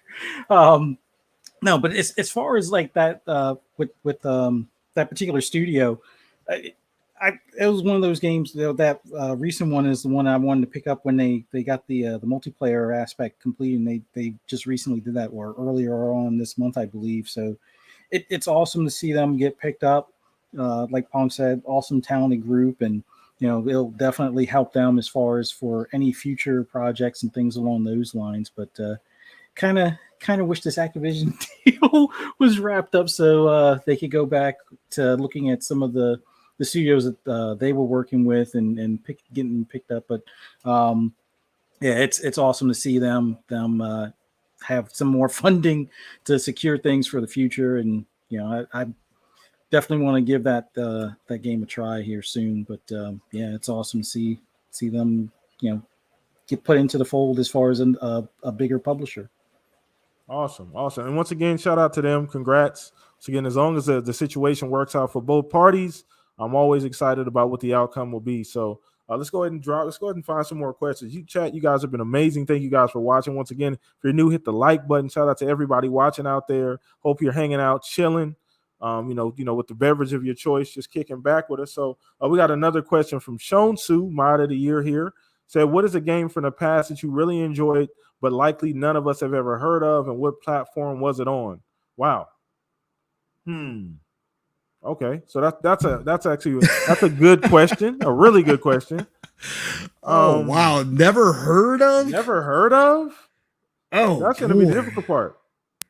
Boy, never heard of.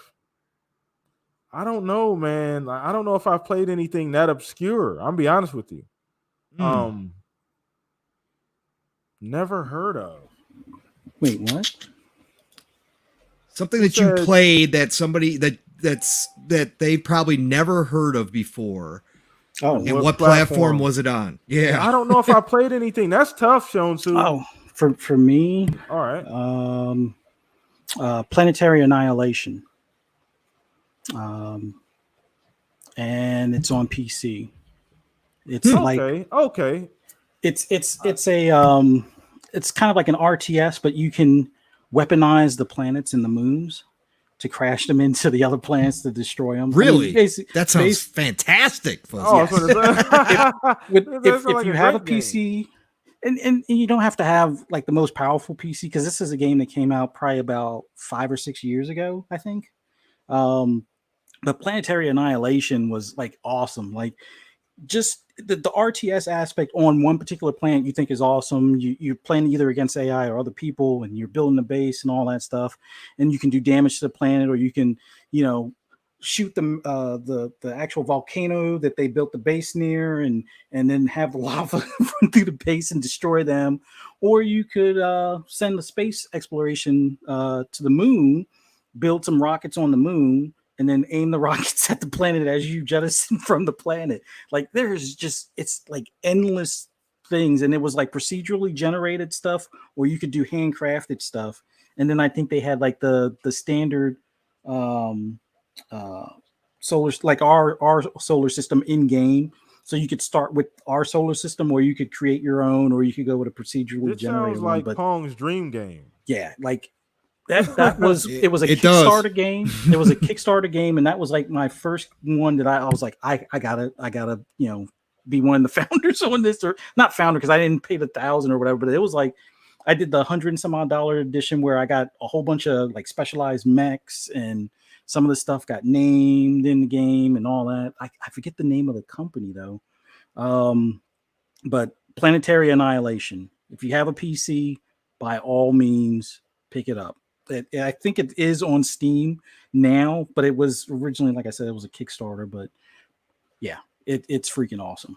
I actually probably need to play because now I have a much better PC, so I could probably have 3 or 4 moons crash into planets without it, even stuttering a bit now, type of deal. But yeah, it is a massive game if you want it to be. Like, you could just have it focus on a planet with like 2 or 3 moons, or you could say, you know what, I'm going to take Pluto and crash it into Mercury and then see if that creates enough of a cataclysmic explosion to damage their moon base that looks like that they're trying to attack my base on Mars. Like, just look up videos for it. It is freaking awesome.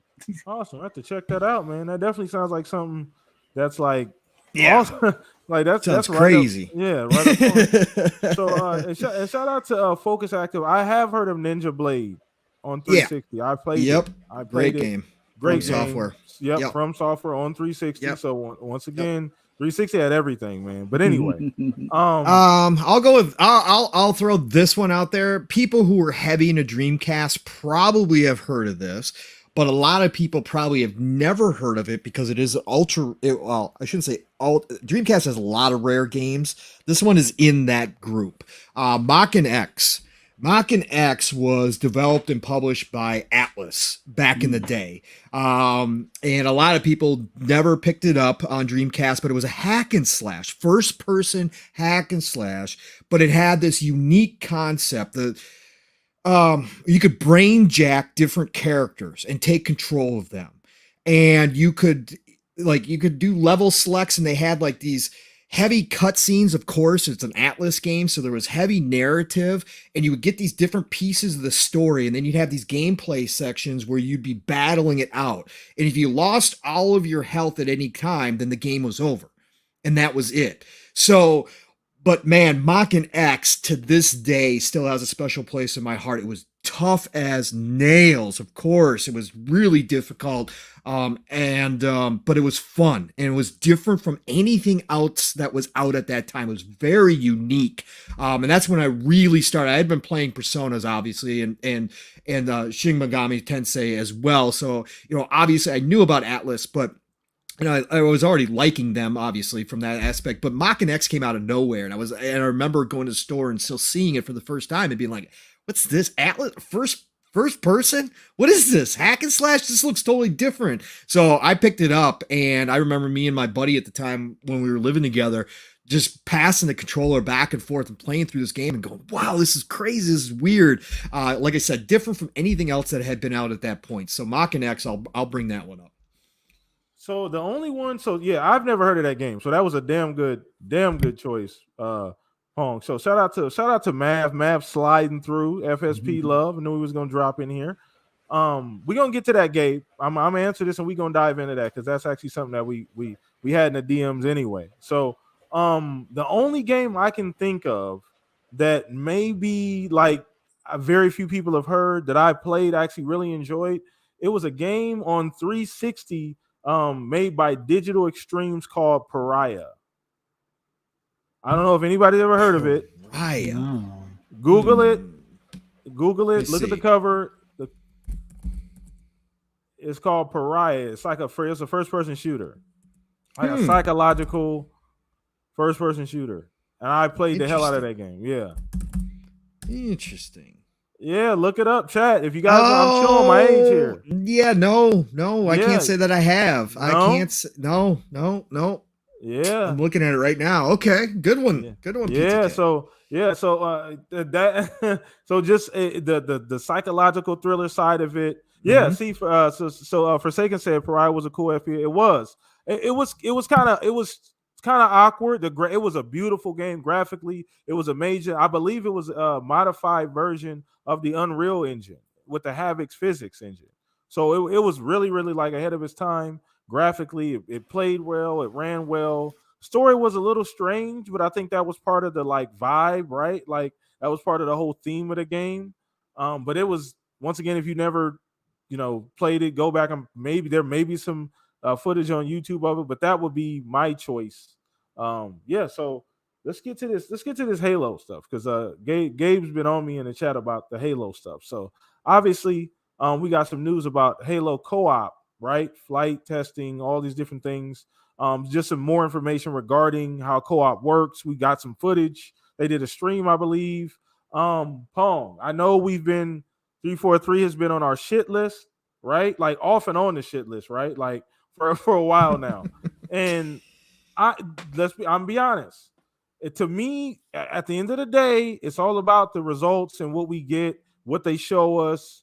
At the end of the day, because I get all of the stuff going on from management to all of the side stuff and all the crazy nonsense. But if the results are what close to what I would like to play, something that resembles a game that I enjoy, then at the end of the day, that's what I'm excited for. So I am excited for what I saw, for what I heard. Some of the things they're doing with co-op. It looks fairly seamless. So where are you at with the new information, Paul? Well, excited that it's here. I'm just shocked that I have to actually purchase and own the single player campaign in order to enjoy the co-op. I mean, that just sounds ridiculous to me, guys and gals. I had no idea that I would have to own a game to play a part of the game. Or have Game Pass. I mean, how crazy is that, right? I mean, just craziness. Yeah, I mean, I don't know if you saw that video, PTK, but that was going around. Look, I don't know how these people have any followers. I just don't get it. No, I'm happy that it's finally here. Again, shit list is a little strong. It's again, this whole launch and everything afterwards and lack of content and whatever else. It's a fair criticism at the end of the day. It is just what it is. But I think we've all agreed here, PTK, that Halo, like if there's any game out there that can, go through these kind of ups and downs that they kind of have, it's Halo, and it's always going to be there. The fans are going to come back. The community is going to come back as soon as this stuff starts dropping. So have co-op finally launch through the insider program. It's not official. It's not officially out yet, but obviously through the insider program is fantastic to hear. And we've seen a little bit more of Forge showing now too, and that's looking like it's going to be ridiculously good for all the Forge creators out there who absolutely can create some masterful levels and different kinds of gameplay modes and all that kind of stuff. So Halo's coming around, and it's going to always be there. People are going to come back and play it, and we're going to hopefully get on a more regular schedule at some point from 343 when it comes to content. But yeah, no, I can't wait to jump back into co-op. Again, it was something I was looking forward to. It's something that I've always done with Halos, and so I can't wait to get in there with Steel, Mav, Caitlin, whoever, and get down to business with the co-op. It's going to be a blast. So happy for the community that it's finally getting here.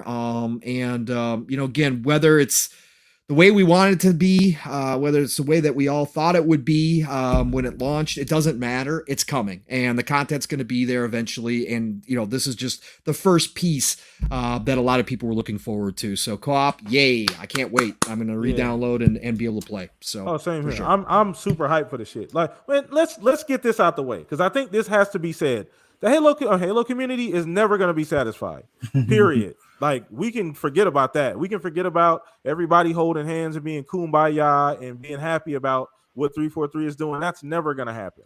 There's always going to be a large contingency that's going to say it's not good enough, or they need to change this or this and that and the other. Look, listen, that's just how it works with Halo. But like I said before, we've gone over this. If you look at the other two games that were supposed to be direct rivals, Halo is in a far better position than the other two. COD is kind of in a limbo right now with the whole Activision deal kind of being swinging things. We don't know where that's going once the break happens and they come back from the break. But Halo is actually in a far more favorable position. You know, like the content just needs to come around, and we're getting that. So I'm excited for what I heard. I'm excited for what I saw. I want to get back into Halo. I need a reason to get back into Halo. Get me back in there with so people in a party. That gives me the ability to go in there and mess around again and just find an excuse to beat the game all over again. So I like some of the cool ideas.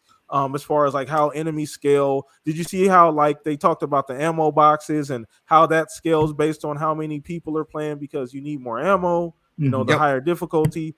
Stuff like that is thoughtful to me. That's what I get excited about, right? Like that because I'm like that's super thoughtful because that's something you don't think about until like you go to play something different, like, oh, this is completely different. So I'm hyped for all of that stuff. But Fuzz, I don't know how did you get a chance to watch a stream or go see anything or read anything about the co-op?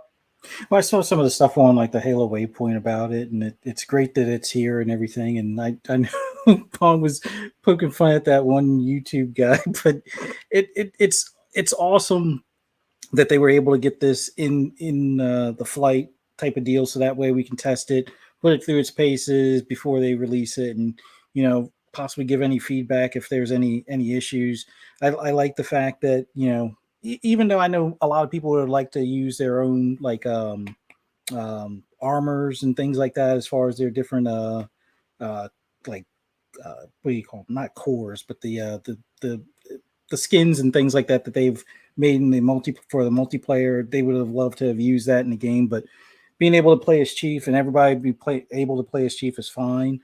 And all the other stuff that they had to go along with that as far as like the tethering and so forth. But I think the grand scheme of things is that this is one of those check marks for them being able to get back on track as far as being able to churn out content and things along those lines. And I know we're getting some more showings for Forge here in a short period of time as well. But yeah, it's awesome that they got this the co-op and everything, despite some of the terrible takes out there as far as it should have been there from day one. Okay, fine, but they're not charging you anything for it. You get either buy the game or re-up your subscription type of deal. But yeah, it's awesome to see that they're at least getting back to meeting their milestones and things like that. And we'll see how season 3 pans out and everything after that. But man, I actually need to re-download it so we can try the co-op. I guess the one caveat, none of this transfers over, which is fine because I know a lot of people are going to want to just blow through a legendary via co-op. But yeah, it'd be nice if if there was some sort of like either skin or weapon skin or something like that, they would transfer over, from doing the flight, in the meantime. But outside of that, it's awesome that they're doing this now. Okay, so I want to bring up and once again, chat, drop your questions in chat. Let us know what you guys want to hear from us, what you guys want us to talk about. We got a few things on the back burner, but you guys can always drop any other topic that you guys might have for us today. If we missed anything specific that you guys want us to get to, go ahead and drop that down in chat. So Gabe, shout out to you. He did kind of want us to elaborate on that, and I think he asked you this question specifically, Pong. But he said, should they have held off on the initial launch? But is that a good enough excuse for a dev team to have? Yeah, look, I was going to respond in chat to this too, but I figured you might bring it up. Yeah. It's spilled milk at this point. 343, a portion of the community has leveled all the criticism you can level and continue to level at a dev. Okay. 343 has taken the lumps as far as criticism goes. The fact is that it's now spilled milk. Would I have personally delayed it knowing if I knew for a fact that they were going to have obviously some issues coming out with some content and stuff? Sure, I probably would have delayed it all for the for the betterment of the game. It would have hurt even more so after the year delay, but at the end of the day, that's what I would have done. But again, it doesn't matter. And 343 is going to continue to be the dev team on Halo. So again, at this point, it's just a matter of, I think, waiting and obviously supporting, if you love Halo and 343 does something where they bring out content that is good for Halo, then I think you could just continue to support that. And I think that you continue to say, hey, look, at the end of the day, that game came out as one of the most polished titles that we've seen, especially a game that has both single player and multiplayer, which most games do not do both well at the same time. And we got one of the most polished experiences both in the campaign and in the multiplayer that we could ever ask for after the year delay. And so I think that you have to give them credit for that. And again, I think personally the fans will always be there for Halo. So as long as they can get the content that they've promised out, I think that those fans will continue to come back. And eventually, I think that once the content is there, that they get on a normal cycle, that the seasons are not as long as they have been, and we start getting some of that DLC, everything's going to be fine. The fans are going to come back. Everybody's going to be playing Halo. It happens every time they drop new content. So I think everything's going to be good. So whether or not I believe it should have been, I really think is, besides the point. Like I said, had I been in that position, I probably would have. But I just don't think it matters now. Now it's just about making sure that 343 is putting out the best that they can with each drop and hopefully getting on a more regular cycle. And I think they're going to eventually do that. I have faith that they're going to fix it. So that's just me. No, I agree. I'm on the same boat. Like I'm generally an optimistic person anyway, but I kind of understand. Like this is new, right? Like this wasn't the regular Halo. Like this wasn't the regular 4-year dev cycle. Regular, Halo 20 hours, we're good to go. Legendary, maybe 30 hours, right? This wasn't that. This is some completely different idea, a 10-year plan. And this is not an excuse. These are just factual things, right? Like we're making a different game here. So, the cycle has to be different, right? So these are lumps that they're taking. And once again, look, I'm not saying they're above criticism. They've been more than criticized. They've been more than criticized by plenty of people, and I don't think it doesn't take a hard Google search to find, that people definitely have brought that up more times than not and, given them enough criticism. But I'm with you on Pong. Like, I do think that they will hit their stride at some point. It's really just content, man. Like with these types of games, it's always content, right, Pong? Like, I don't know. Content is king. Yeah, content is king. You content is king. Yeah. And especially when you set up your game as a games as a service, and there's already, again, this isn't 5-10 years ago when we didn't have a whole lot of examples of really great games as a service titles, right? We now have that. Like seasons are a regular thing, right? Season passes are normal. For you say season pass, and people know exactly what you're talking about. And I think that's kind of where a lot of the criticism lies, is because people have played other games. Now, whether or not we can all sit back as not a part of 343 and say, well, you should have known. You guys have all these examples. You should have known that you were going to need content. Otherwise, people were going to be very unhappy. But they didn't. And they've explained their reasoning, that they had the team. They didn't want the team to burn out. They weren't going to do, they did everything in their power, probably a lot of crunch, which is a bad word nowadays in this industry, to get the game out like they did. They took time off. They gave the team more time off. They've explained all that.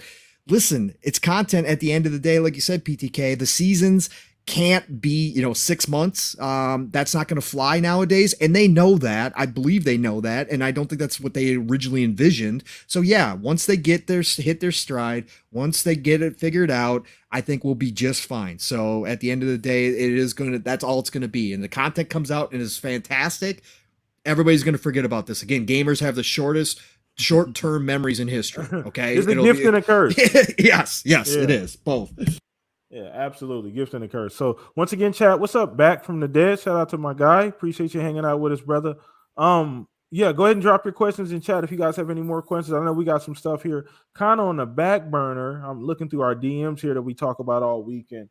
I do want to talk about this because this is actually a big damn deal for Microsoft in general, and it's this recent partnership with Netflix. And I wanted to get into that just a little bit. I don't know if you've talked about that already on PM and the PM, Pong, or, I'm sure you guys probably already covered it on Boom Show, Fuzz possibly already as well. But just want to get you guys just general opinion and just kind of go over this. I'm going to read Satya Nadella's exact tweet on, just kind of the announcement. He said, "We're thrilled Netflix has selected Microsoft as its advertising technology and sales partner. We want publishers to have more long-term viable monetization platforms so more people can access the content they love wherever they are." So once again, a huge partnership. He said advertising, technology, and sales. So this is kind of those big moves we talk about that aren't necessarily gaming related, but have a ripple effect through the industry. So I kind of want to get you two's take on this, Pong and Fuzz. So whoever wants to go, just dive in. You can go, Pong, because I Are you okay? All right. Listen. There's a lot of different ways you can read this. We were obviously in the DMs right away when this happened. I've read a bunch of the articles on this, and again, I know some people have run with this, and it didn't help that a Yahoo finance analyst or whoever the heck it was came out and said what she said. Listen, it's just amazing to me that the analysts basically spend their entire time in speculation town and they get paid big bucks for what we do for free here. And I think sometimes we have better takes than they do at the end of the day, because look, never say never, especially when it comes to Microsoft right now. Never say never that this is something bigger than what we just see right now. It obviously was a huge business deal. That's why Satya came out and tweeted, right? Satya doesn't tweet out small deals, okay? Satya comes out when it's a big, massive deal. This was huge for Microsoft because they have not been known as a player in the advertising space, right? That's Google's forte, right? That's other people's specialty. Hell, that's Sony. Yeah, right. But the specialty, it is to bring advertisers to Netflix's new subscription model, right? That was like a big contract that obviously probably a lot of companies were bidding on to get, and Microsoft won. Netflix obviously has a long-standing relationship. So Satya is obviously very happy with this because it now moves Microsoft into another space. And if they can be kind of the catalyst when it comes to the advertising side of things to help Netflix, because we know Netflix has kind of been on a downturn lately, losing subscribers, like all that stuff. If they can kind of help them with this new model and make it a success, and Netflix sees a bounce back off of this, well, now all of a sudden Microsoft is a brand new space. They get to be known as somebody who came in and helped Netflix turn around their side of the business. Well, guess what? That's huge. That's huge for Microsoft. Now, I don't think necessarily that Microsoft is looking to purchase Netflix. I don't see the benefit. I don't see the benefit. I don't see the benefit from Microsoft's standpoint. I really don't. Again, I've been here and everywhere else on board with the WB Discovery purchase. If they want to move into the entertainment space, I think that makes much more sense for a lot less dollars than it would cost to pick up Netflix. But what I do see here, okay, this is a small step towards what I talked about when I kind of went to speculation town, when Satya came out and started talking about the meta, right? The metaverse and all that kind of stuff. Everybody has a different version or vision of what the metaverse is going to be. But I said from the beginning, my crystal ball reading, which again, it's just me. I'm a nobody over here. I don't run billion, million, trillion-dollar companies in any way, shape, or form. But my idea that I think Satya and Microsoft might see is that eventually you have one portal where you access all of your digital media content, okay? And yes, it would still be different ecosystems, Sony, Netflix, whatever the case may be.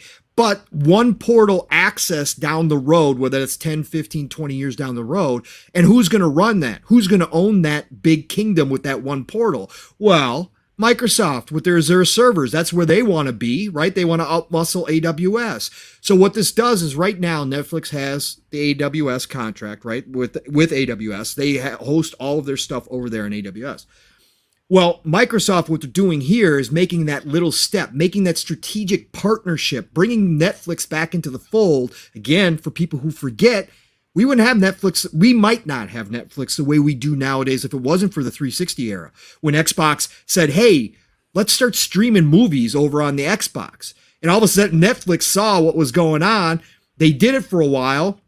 And we're like, oh, wait, we can just do more than just send out our DVDs and Blu-rays all the time. We can actually start streaming this stuff. Let's do that. And they created what we now know as Netflix. So Microsoft has reignited that partnership again with this move. And what I think happens or potentially happens is the next time the contract comes up with AWS, Microsoft says, oh, by the way, have you heard? We're cutting fees. We're talking about this open ecosystem over on this side. You might have seen what we did to the Apple Store trying to bust that open. Yeah, guess what, Netflix? We're going to cut you a sweet deal. And you already had us help you with your free, or not free, but your advertising subscription model. And you saw what we did there. Guess what? We can host all of you over here on Azure. It'll be great. We'll cut the fees. You guys will be making more money. That's what that does. It strengthens that part of it, because eventually that's where you could see Netflix move over full time to the Microsoft side. And again, that would be gigantic from a business side for Microsoft. And of course, Netflix is stepping into the gaming space. We don't know how much, but obviously Xbox is going to be, or Microsoft's going to be right there saying, hey, we can help you with that too. We do our own thing. You know that. Come on over. The water's nice and warm and clear over here. We're good. We're good friends now. So I think that's where this could be the first step, more strategic partnership at the end of the day than anything else. So yeah, I think it's huge. I knew you would get juiced about this one, Pong. I knew it. I knew you'd get juiced about it. I couldn't wait to hear your take on it. But great shit, because I do. Once again, these are things that we just don't know how this is going to reverberate. Like once we see the fruits of the labor, this may be years before we see how this all pans out, but it's another relationship. It's a big deal. Like he said, Satya doesn't tweet little stuff. He doesn't tweet small things that go on. Usually it's like charitable stuff or just like big business deals. So this is huge for Xbox in general, for Microsoft as a whole. So I don't know, Fuzz, you wanted to dive into this as well. Did you? Yeah, I think the big thing now is we'll have to wait and see. Like Pong said, if this advertising thing pans out the way they expect, I totally see them looking at like when that contract is up with Amazon as far as AWS. That's going to be the big push to get them on Azure, and I think that's where at least Satya himself, because of him coming from Azure within the Microsoft ranks and things like that, I think that's where he sees the biggest potential. I mean, it's definitely way too early to talk about, acquisition and things like that. But yeah, I think much like Pong had even hinted to, as far as like with the Netflix on the 360 and having them do the streaming or testing the streaming via that. I think there's definitely a working relationship that they are looking to rekindle. I mean, we always talk about like, well, before Microsoft just goes and buys things, they should definitely have a working relationship for that organic growth type of deal. But yeah, it would definitely be a nice move in the next couple of years if they do wind up having either a deepened partnership or it becomes an acquisition, because the stocks right now for Netflix are a little bit on the volatile side, but it's kind of like what happened with Activision to some extent. Their stock price dropped and they were ripe for the picking type of thing. But I don't think that's quite the case just yet with Netflix. But in the long terms of things, just imagine having your Netflix subscription, padded with a Game Pass subscription. So that way, when Amazon makes its Prime and Prime Gaming subscription more of a bigger push type of thing, more beyond than just things for Twitch, they'll have something to go pretty much head to head with that. But yeah, it's an interesting partnership. Considering, Google was, I guess, doing ads for them before, but Google's also now having to face some legal stuff as far as their search engine and ads and so forth. So you might want to, not work with them just yet while they're having to go through some legal stuff. But yeah, it's an awesome beginning of a bigger potential partnership for down the road type of deal. Yeah, no, 100%. And once again, chat, let us know how you guys feel about that. Shout out to Lord Master Dash for coming in late, hanging out with us, bro. Appreciate you, man. Thank you for chilling with us. Shout out to everybody watching live, man. Once again, chat, drop those questions, man. We'd love to see what you guys, want us to talk about, kind of what's going on. Fuzz, Pong, did you guys have anything else that we missed this week while we're waiting on questions from chat? Unless I missed any questions. Let me go back and see. I'll make it quick. I did a video to counter the whole games radar deal where the guy wanted to have the driver system removed and put in something that was more arcadey. Not that there's anything wrong with the Nemesis system that's in like Grid Legends. It's actually pretty good, but if you're looking for like a sim racer type of AI setup, I don't think that's the right answer. And he didn't respond to my question to him on Twitter, but if you have an issue with the drivatar system, one of the key things you'll have to look at is like the people that are on your friends list that are playing the game. Make sure, or just give them a heads up that they can't have the rewind feature on, and that they have to try to complete clean laps and things like that. And then their drivatar will be closer to a representation of how they race in game. I hope in some regards that Turn 10 makes a push for in motorsport to have it where, not that it's forcing you to complete laps, but have some sort of bonus thing, kind of like the way GT7 does. They have like what they call the track experience, and you have to do segments of the track, or you have to do like a time attack lap at the track type of deal.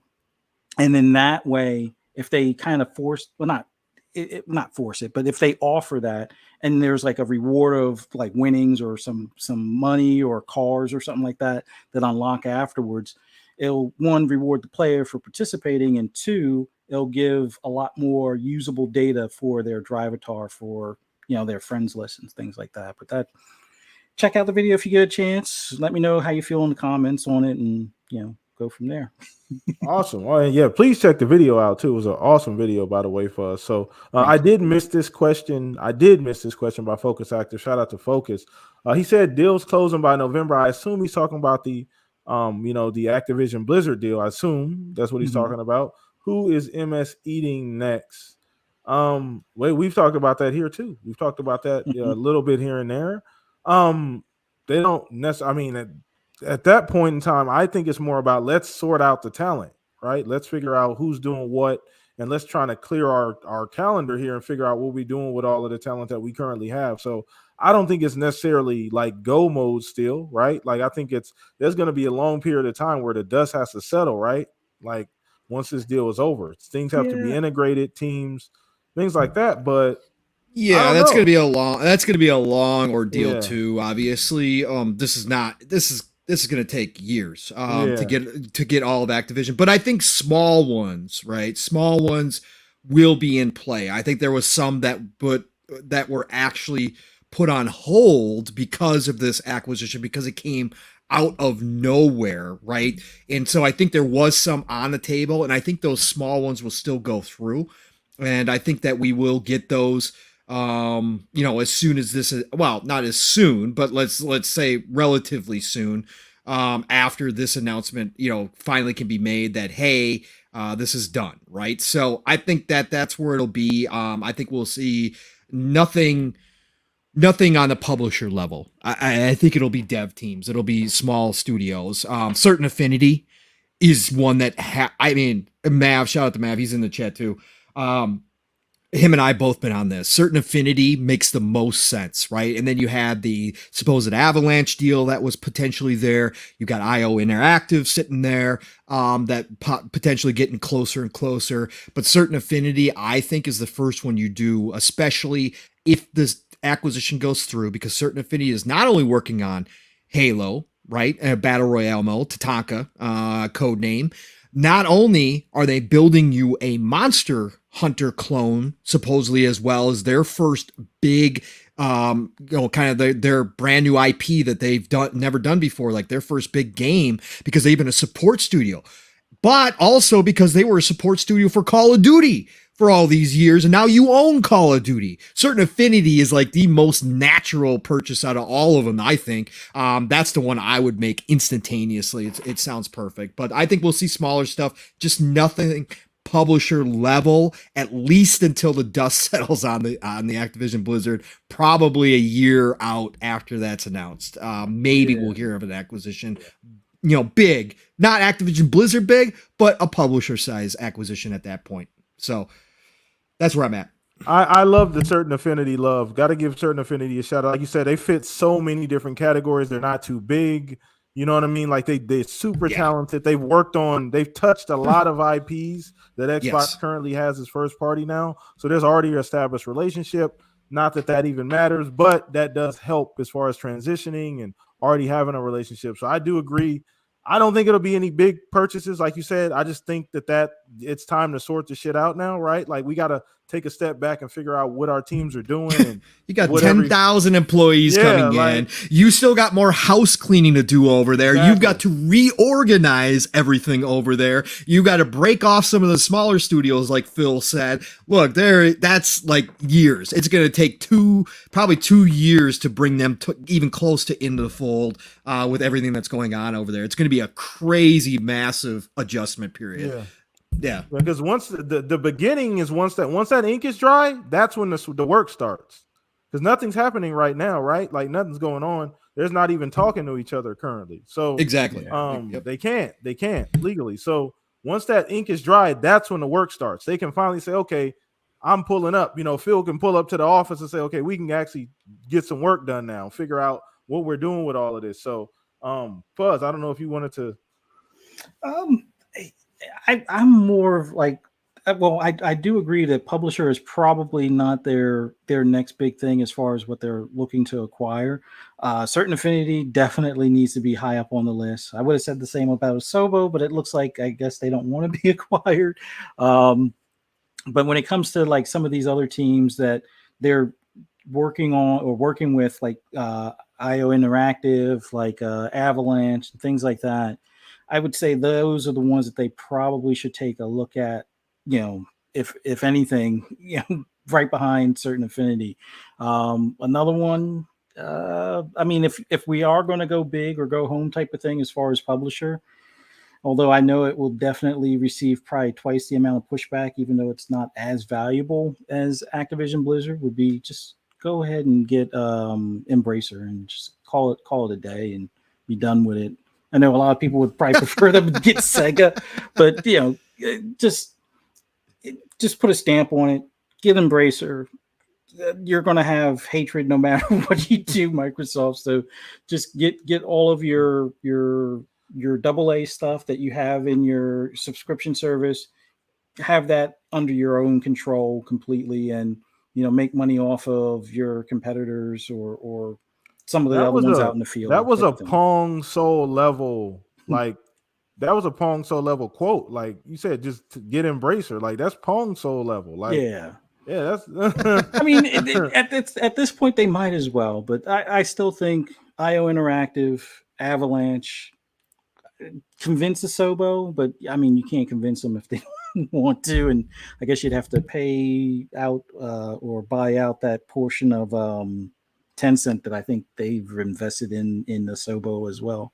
But yeah, that's and NetherRealm. But I just get this sinking feeling that the Discovery people are going to probably figure out that they have a gold mine before anybody gets to buy them, and then they'll just hang on to it and figure out a way to either profit off of it or run it into the ground. Sell licenses or something like that. Who knows? But I don't know. Yeah, the WB thing is obviously still on the table, right? I will hopefully, if it's still on the table, that's top of the list for me. Certain Affinity makes 100% sense since they've done so much with Xbox already, as well as Activision. There's a few other. Asobo would be nice, like you said, but once again, I don't think they have any interest in being purchased at this point. So let's see. Anyway, so have we gotten any hot takes today? Probably no. not. I think we're a little low on a hot take, Zink. I know you got here a little late, bro. We're a little low on the hot takes. What do you say? I mean, he just came in and said that's not true. Phil and team are planning for the Activision deal since it was announced. They aren't waiting for anything internally. So, I mean, again, other Zink has said that almost every week that we've talked about it, that the deal's already done. So that's it. It's over with. It's signed, sealed, and delivered. They just haven't made the announcement yet. So Other Zinc has been on that hot take for a while. So hey, listen. I mean, it is what it is. Hey, listen. Yeah. Okay. I know. Right, I know. So, but no, that's cool. But yeah, we didn't talk about PlayStation Stars. Oh, PTK. Yeah. Go ahead. Oh, well, for anybody who doesn't know, guess what? The rewards program has been redefined yet again by PlayStation. Let me tell you. Listen, for first of all credits due. PlayStation has always had or has had a rewards program for a very long time. Okay, it just was not very good. You only got really something out of it if you signed up for their credit card, which I thought was always a joke. But now they've gone back to the drawing board. This is where competition comes in, PTK. This is what makes competition so beautiful. So not only have they started their own subscription service, which all of a sudden everybody now loves subscription services, right? Everybody's on board. Subscription services are great. Fantastic. Those stray devs aren't going to get paid, but we don't care, right? Because we got it in our subscription service. Listen, it's all fantastic. It's all unicorns and rainbows, right? Now everybody's happy with that, but what else did Sony do? Well, hey, for anybody who is not a part of the Xbox ecosystem, and even some people in the Xbox ecosystem don't realize how great Microsoft Rewards program actually is, how easy it is to go ahead and earn $5, $10, $15 a month with minimal effort. People in this community do. People in this community have been talking about how they pay for their Game Pass subscription every single month through Microsoft Rewards, but it's been poo-pooed, it's been dismissed, it's been all of that. But guess what? Sony doesn't think so. Sony's looked over, heard all the talk, and now they redid theirs. And guess what? They're coming out with something very similar to Microsoft Rewards. You almost say that they looked at the paperwork and copied it in a lot of different ways. But that's fantastic because who wins at the end of the day? The gamers win. Now, we don't have full details. We don't know how much like Microsoft Rewards is going to be, how easy it's going to be. But some of the things that they listed out, like earning, rewards for playing games, for earning trophies, all that kind of stuff sounds very similar to Microsoft Rewards. They've already come out and said you will be able to redeem it for maybe PlayStation Store credit. Hey, all of that's exactly what Xbox does. They did add some things in there. They're coming out with digital rewards. Now, the minute that they said that, everybody's like, oh, God, NFTs, are we really doing this? They came out and said, no. You're not going to be able to sell these rewards. You're not going to be able to. It's nothing like that. It's going to be special like trophies that you can show off, however they're going to make this work. They're even talking about like the first person to platinum a big game in a time zone will get an ultra rare like special reward, whatever. That's kind of cool because again, I've been on board that Microsoft needs to bring that back. They need to redo their achievements. I love their achievements. Don't get me wrong, but they could update their achievements. I think there's some things they could add to make them more special. Now we know this is probably low on the priority list, but I don't care. I think it's something that they really took to the next level when they came out with, and it really excites people. And I think they should put more time and effort into it. And I was a big fan of the rewards we used to get off of games for like our avatars, like the t-shirts and stuff that you earned by playing the game. And that's what that sounds like Sony's going to do. Not the avatar system, but per se, but you're going to be able to earn these little things that you can show off just by playing the games and doing different trophies and that kind of stuff. Hey, that's cool to me. And I wish that I do want Microsoft and Xbox to look at bringing that more back to the fold. I just found out there's still games doing it. You just don't know about it. I found out the other day randomly because I went into my wallpaper section for some reason. Well, I had found out that off of in Warhammer 40k Inquisitor Martyr, I had earned a wallpaper. I was like, what? I didn't know this. So I put that on my background on my homepage. That stuff is still cool. It's little, it's small, but it's just part of the quality of life that I think that you can add. And some people really do get excited for that stuff. I still like seeing my avatar when I go to my social settings. I still like seeing my avatar with my Gears of War hoodie on. I got my Skyrim dragon landing on my arm, right? I like that stuff. It's still there. So I hope Microsoft looks over now, and Sony's copied them enough. Maybe it's time that Microsoft looks over and says, hey, we started this. We're going to make this even better now. That's what we're going to do. I would like to see that happen. Awesome. I think that once again, flattery, right? The mimicry is the highest form of flattery, is what they say. Mm-hmm. So, I mean, this is something that it's beneficial to the entire industry. Once again, Xbox is the first Indian over the hill, getting all the arrows, so to speak, right? And then competition, baby. Yeah, competition. Iron sharpens iron. So once again, really, really cool feature. Not anything groundbreaking, but absolutely it's a quality of life change, and you don't realize you need it until you actually start using the benefits and reaping the benefits of not having to pay for your damn Game Pass or your PlayStation service every month. Like, oh shit, I ain't paid for this shit in 6 months just because I've been gaining points, buying games, playing games, buying movies, doing whatever else you do on your PlayStation 5. So it's something that, like, obviously, right? So I don't. It's so funny because when things like this happen, those conversations immediately go away. And it's like, why did they why were they a thing to begin with? Why didn't we have this take to start with? I thought we were all on the same page. But I'll let you get to this, Fuzz. If you have anything to say specifically about the the it's update. just it finally they have a program back. Much like Pong was saying, the old one was on the credit cards. Like, they used to have one that was more gameplay related earlier on, like I think towards the very beginning of the PS4, but then they made it so it's more about like if you're buying a TV and you put those reward points towards your credit card, or you bought the TV on your credit card type of thing, which I think it was something like you would have to spend $2,000 to get $20 worth of stuff to be able to buy it in the Sony store type of thing. It was ridiculous. Yeah. So it wasn't even really worthwhile from a reward standpoint, to at least in my opinion. With the Microsoft rewards, it's easy enough to get Game Pass covered, or get discounts on games. Oh, you don't want to pay $70 for Call of Duty? Well, before the whole Activision thing, just use your $10 or $20 gift card that you got from Microsoft for watching a few movies and playing a few games, and maybe using Bing as your search engine or what have you type of thing. And now that PlayStation is going to have something along those lines, I think it's awesome. Now I don't have to worry about these different tiers of PlayStation Plus. It'll be easier to just say, you know what, I'll go for the top one and have them kind of pay for it when I buy a game here and there that isn't in the service type of thing, and put those points towards that, or just playing certain games. Or I don't think I'm gonna get a platinum before anybody in a certain hemisphere type of deal, but if they have it where it's kind of like the way Game Pass rewards are and stuff like that, they'll add to it. Yeah, this will be an awesome addition to make it easier to have my subscription stuff for PlayStation now. So I agree. I'm all on board. And that is not a hot take, Zink. You're not getting a hot take from me for that one, for that comment. So I'm glad they are. Please, especially if it's benefiting, the greater good, right? The larger community as a whole, those PlayStation fans, maybe the people that only have PlayStations, they're going to be able to utilize and take advantage of it. So please follow Xbox. It's not a bad thing.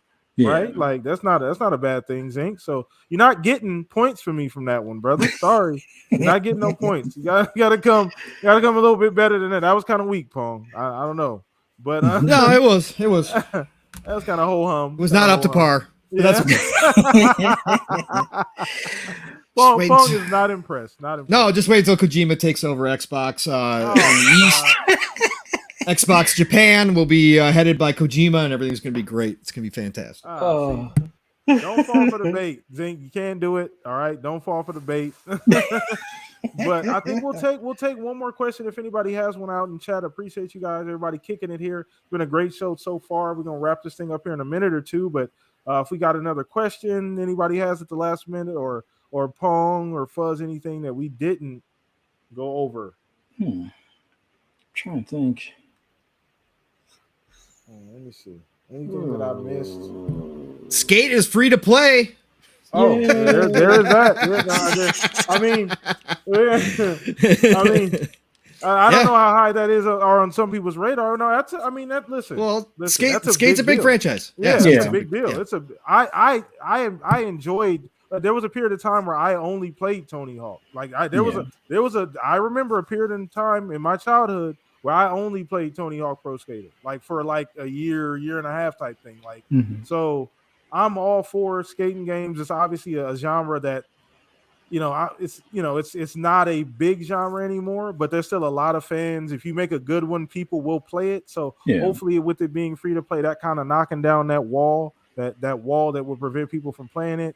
Hopefully community playgrounds. Oh, that too, like dude. That's gonna be huge. Yeah. That's the community. You just give it to the community, man. Sometimes that's all it needs. Sometimes the community is able to revive it and and do things you didn't think were capable. So I don't know, Pong or Fuzz, you guys want to I elaborate just on think that?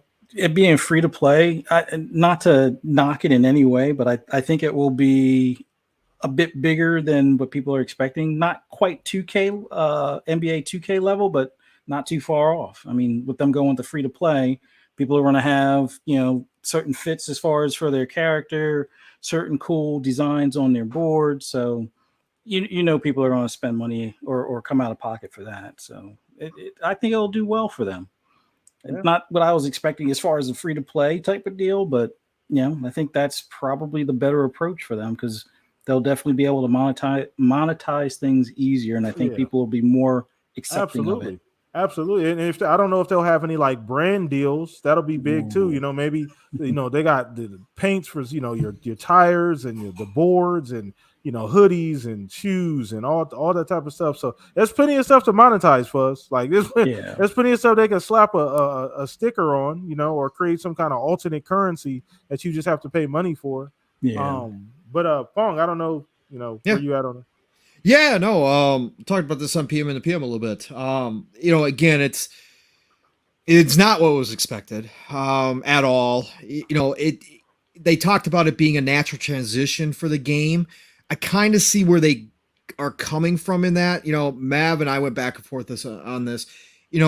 It's worrisome because it's EA, right? And it's worrisome because they don't have the best track record of supporting games that aren't hot out the gate, right? And if they don't do this right and it stumbles out the gate, could we see another situation where they abandon a game, right? In a franchise, even as well known as Skate? That's always the worrisome aspect from EA. Now, as far as the free to play go, I'm on board. I like free to play games. I think it gives me the opportunity to decide how much I want to invest in the game. If I'm having a great time with the game, I'm more than likely going to buy some monetized stuff, right? Because I didn't pay anything for the game. So that's how I give back, right? That's how I feel like, hey, this is hey, I'm enjoying what you did here. I'm really playing this game. So yeah, I'm going to customize my character. And they talked about that it's going to be all customization. And like you were saying, PTK, with skateboarding, right? It's the most natural there. That's why I kind of get what they're saying. Like, yeah, you're just going to go around. They're going to keep adding additions to this whole skating world, right? That's kind of like what you do with your buddies when we used to skate back in the day. We go find something. Oh man, go look over here. Look, we got this, construction yard. Let's go see what we got. Maps. They can do classic maps. They're offering the sandbox, to the community to be able to build what they want to as well, which is supposedly, according to the interview, going to go live like for everybody. So like when somebody drops in something new into the skating world from the community, it's going to be live for everybody right there to go enjoy, right? And skating around with a bunch of your friends in a free to play multiplayer type game, that's cool. And the monetization is going to come. Again, if there's one thing, you talking about the clothing and that kind of stuff. Oh, yeah. The boards. Can you imagine the boards? They'll be able to have classic Paul Peralta boards. They'll be able to pull out all the licenses for all the old school stuff. Everybody wants a custom board. That was a part of skateboarding.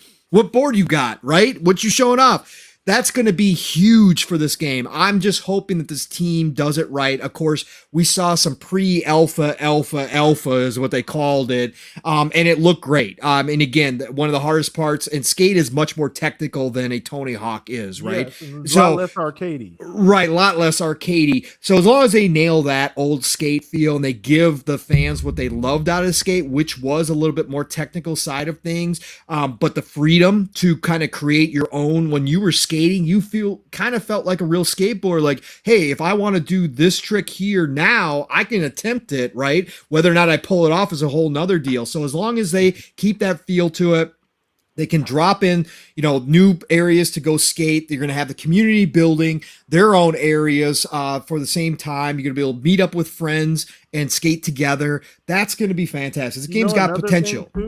Yeah. Before I lose this thought, I'm sorry to cut you off. Yeah, no, go. Here. I'm so happy to see a game like Skate get a chance to come out again when social media is prevalent. Because people don't understand, like a game like Tony Hawk, like when at its peak, think how big that would have been on social media. People, if that was available at the time that it was out at its peak, It would have been huge. People posting clips and YouTube videos. People do now, but when I mean the game was at its absolute peak. So I love to see these type of games get the ability to have that like social media push and see how they do now that there's another tool out there, because skateboarding is a perfect free to play works perfectly for a skateboard game. Yep. Like I have no complaints at all because it makes sense. It's part of the culture. Like you said, look about the boards, the gear, your shoes, beanies, all the accessories, your wheels, trucks, everything. Everything, all of that stuff is very important to people who really skateboard, and so they will not mind customizing their boards and things like that. So I'm excited for it. Yeah, no, I agree 100%, and I think again, I was pretty much done talking. I just, I know there is some worry, and like I said, there is honest concern there with it being EA, and if they don't hit it right out of the park, and it just doesn't do its thing. But I think that's got a big potential, and it could be another really great game that EA adds to the stable, right? And that just becomes a moneymaker because, again, to be able to hop in and hop out with your friends and just go skate for a bit and, maybe pick up a, shirt or we haven't had that. Yeah, exactly. Never had that. Right. So I think that, like you said, it's kind of the perfect time to drop this back in. Again, Golden Age is here. I love seeing these old franchises come back that have been gone for a while. And I think that even if they reinvent them and try them in a new way, I'm always excited for them just to see what happens with it. So I can't wait. It's going to be exciting. Yep. And I think we're going to go ahead and wrap up the show on that note, chat. You guys have been amazing. So on 8:00 on the dot, man, that rarely happens. So shout out to chat, man. You guys have been amazing. Everybody out here that watched us live, once again, hit the like button on your way out. Subscribe if you have not already. Did see a couple new people in here. So thank you. I hope you enjoyed the show. If you're new, if you're not new, I still hope you enjoyed the show and glad to see you back again for another week here at the Shop Podcast. So we're going to go ahead and roll out of here, but I'll get to my compatriots here. We'll start with you, Fuzzy Belvedere, man. Great show, obviously. A great way to wrap up the Saturday evening as usual, but let everybody know where they can find you, brother. It was awesome being on here with you guys and everybody, interacting with everybody in the chat and stuff. Man, I'm just, excited for a lot of stuff that's coming this way as far as gaming. And, man, I can't wait until E3 next year. Looking forward to next Saturday with you guys. But for anybody interested in my ramblings in gaming, just follow me on Twitter at @fuzzy_Belvedere. You can also find me on FSP Mondays on Fun Speculations channel at 10 p.m. Eastern Time. Breakfast with Boom on Double Barrel Gaming's channel at 10 a.m. Eastern Standard Time. And Xbox Ultimate at 9 p.m. Eastern Standard Time, also on Fun Speculations channel. Thank you guys so much. And once again, like you said, thank you guys. Thank you as well, Fuzz. Appreciate you, man. Consistent every single week on multiple shows now. Please go follow Fuzz. All of that social media stuff is down below. The Twitter account is where you're going to be able to keep up. Probably the easiest with what he has going on. But shout out to you, Fuzz, bringing the consistency every week. And Mr. Pong, so we did it. We got through the show. I actually forgot you were cooked over there. I completely forgot you were sitting over there all in calamine lotion, uncomfortable. So Allocaine. I was actually putting on Allocaine during the show. Yeah, exactly. Yep. Yeah, see, that was like the what do you call it? That ninja. What's that ninja show where you got to go through the obstacle course or whatever? American Ninja. Yeah, the podcast version today for you. So, exactly. Yep. But go ahead, Paul. Yeah, no. I was just glad I could make it back tonight in time for the show. Obviously, like I said, I didn't get to do Xbox Ultimate or Living Split Screen this morning, so it was good to get talking again because this is what I love to do. I missed Living Split Screen so much this morning. I missed the fam last night on Xbox Ultimate, so just great to get here with at least you and Fuzzy PTK. So to be able to talk this stuff, I didn't, like I said, I didn't even know what the topics were when I popped in here. I was like, oh man, did I remember what the topics were? So I just love this industry. I love this community. Thank you all for coming out, by the way, chat. You guys are amazing. Every single one of you, each and every week. Appreciate it. Again, we can't do this without you, so thank you for being here. But yeah, man, this would not have been a normal Saturday night, even though I had a lot of fun today at the air show, even though I got fried. Still wouldn't have been the same had I not been able to talk games with you. So thanks for putting on the show as always, PTK, and I was just glad I could be here. But hey, listen, you guys can follow me. You know that. Pong Soul. Xbox, Pong Soul on Twitter. Continue to do that. Real life is real life, and work is ramped up, and I'm working more hours than I have in a long time. So I'm not around as much, but I'm still there, and I still like to post things, and I still like to follow people, and still like to hear what people are saying out there, obviously. And I still like to talk about it. So please follow me and follow me back. I don't think I'll be on Xbox Factor this week, but tune in anyways. You know, it's Double Barrel Gaming is the channel. Mr. Boomstick is the man, one of the best in the business. So be there Tuesday, 12 p.m. Eastern, 11 o'clock Central Time. He's always going to have a full panel. It's going to be all the good things green. So tune in to Xbox Factor on Tuesdays. Thursdays, PM in the PM, Pong and Mav in the PM. That's right, over on Fun Speculations channel. Be there, two-man show unless we decide to have a guest. We're going to deep dive 1, 2, maybe 3 topics this last week because there was a bunch of small topics. We flew through like 5, 6 topics in 2.5 hours, me and him. So we had a great time. So show up Thursday night, 7 p.m. Eastern, 6 o'clock Central Time over on Fun's channel. And then, of course, Xbox Ultimate. I should be back this week. I just had a work function last night, so that's why I wasn't there. But Xbox Ultimate back on Fun Speculations channel, 9 p.m. Eastern, 8 o'clock Central Time. Left, right, up, down. Fuzzy's there now, man. Lore Master Jasper is there, man. It's just a great time, of course. And we're gonna talk good things about Xbox, but we're also gonna have a good time. And you never know what topics are gonna come up, so join us there.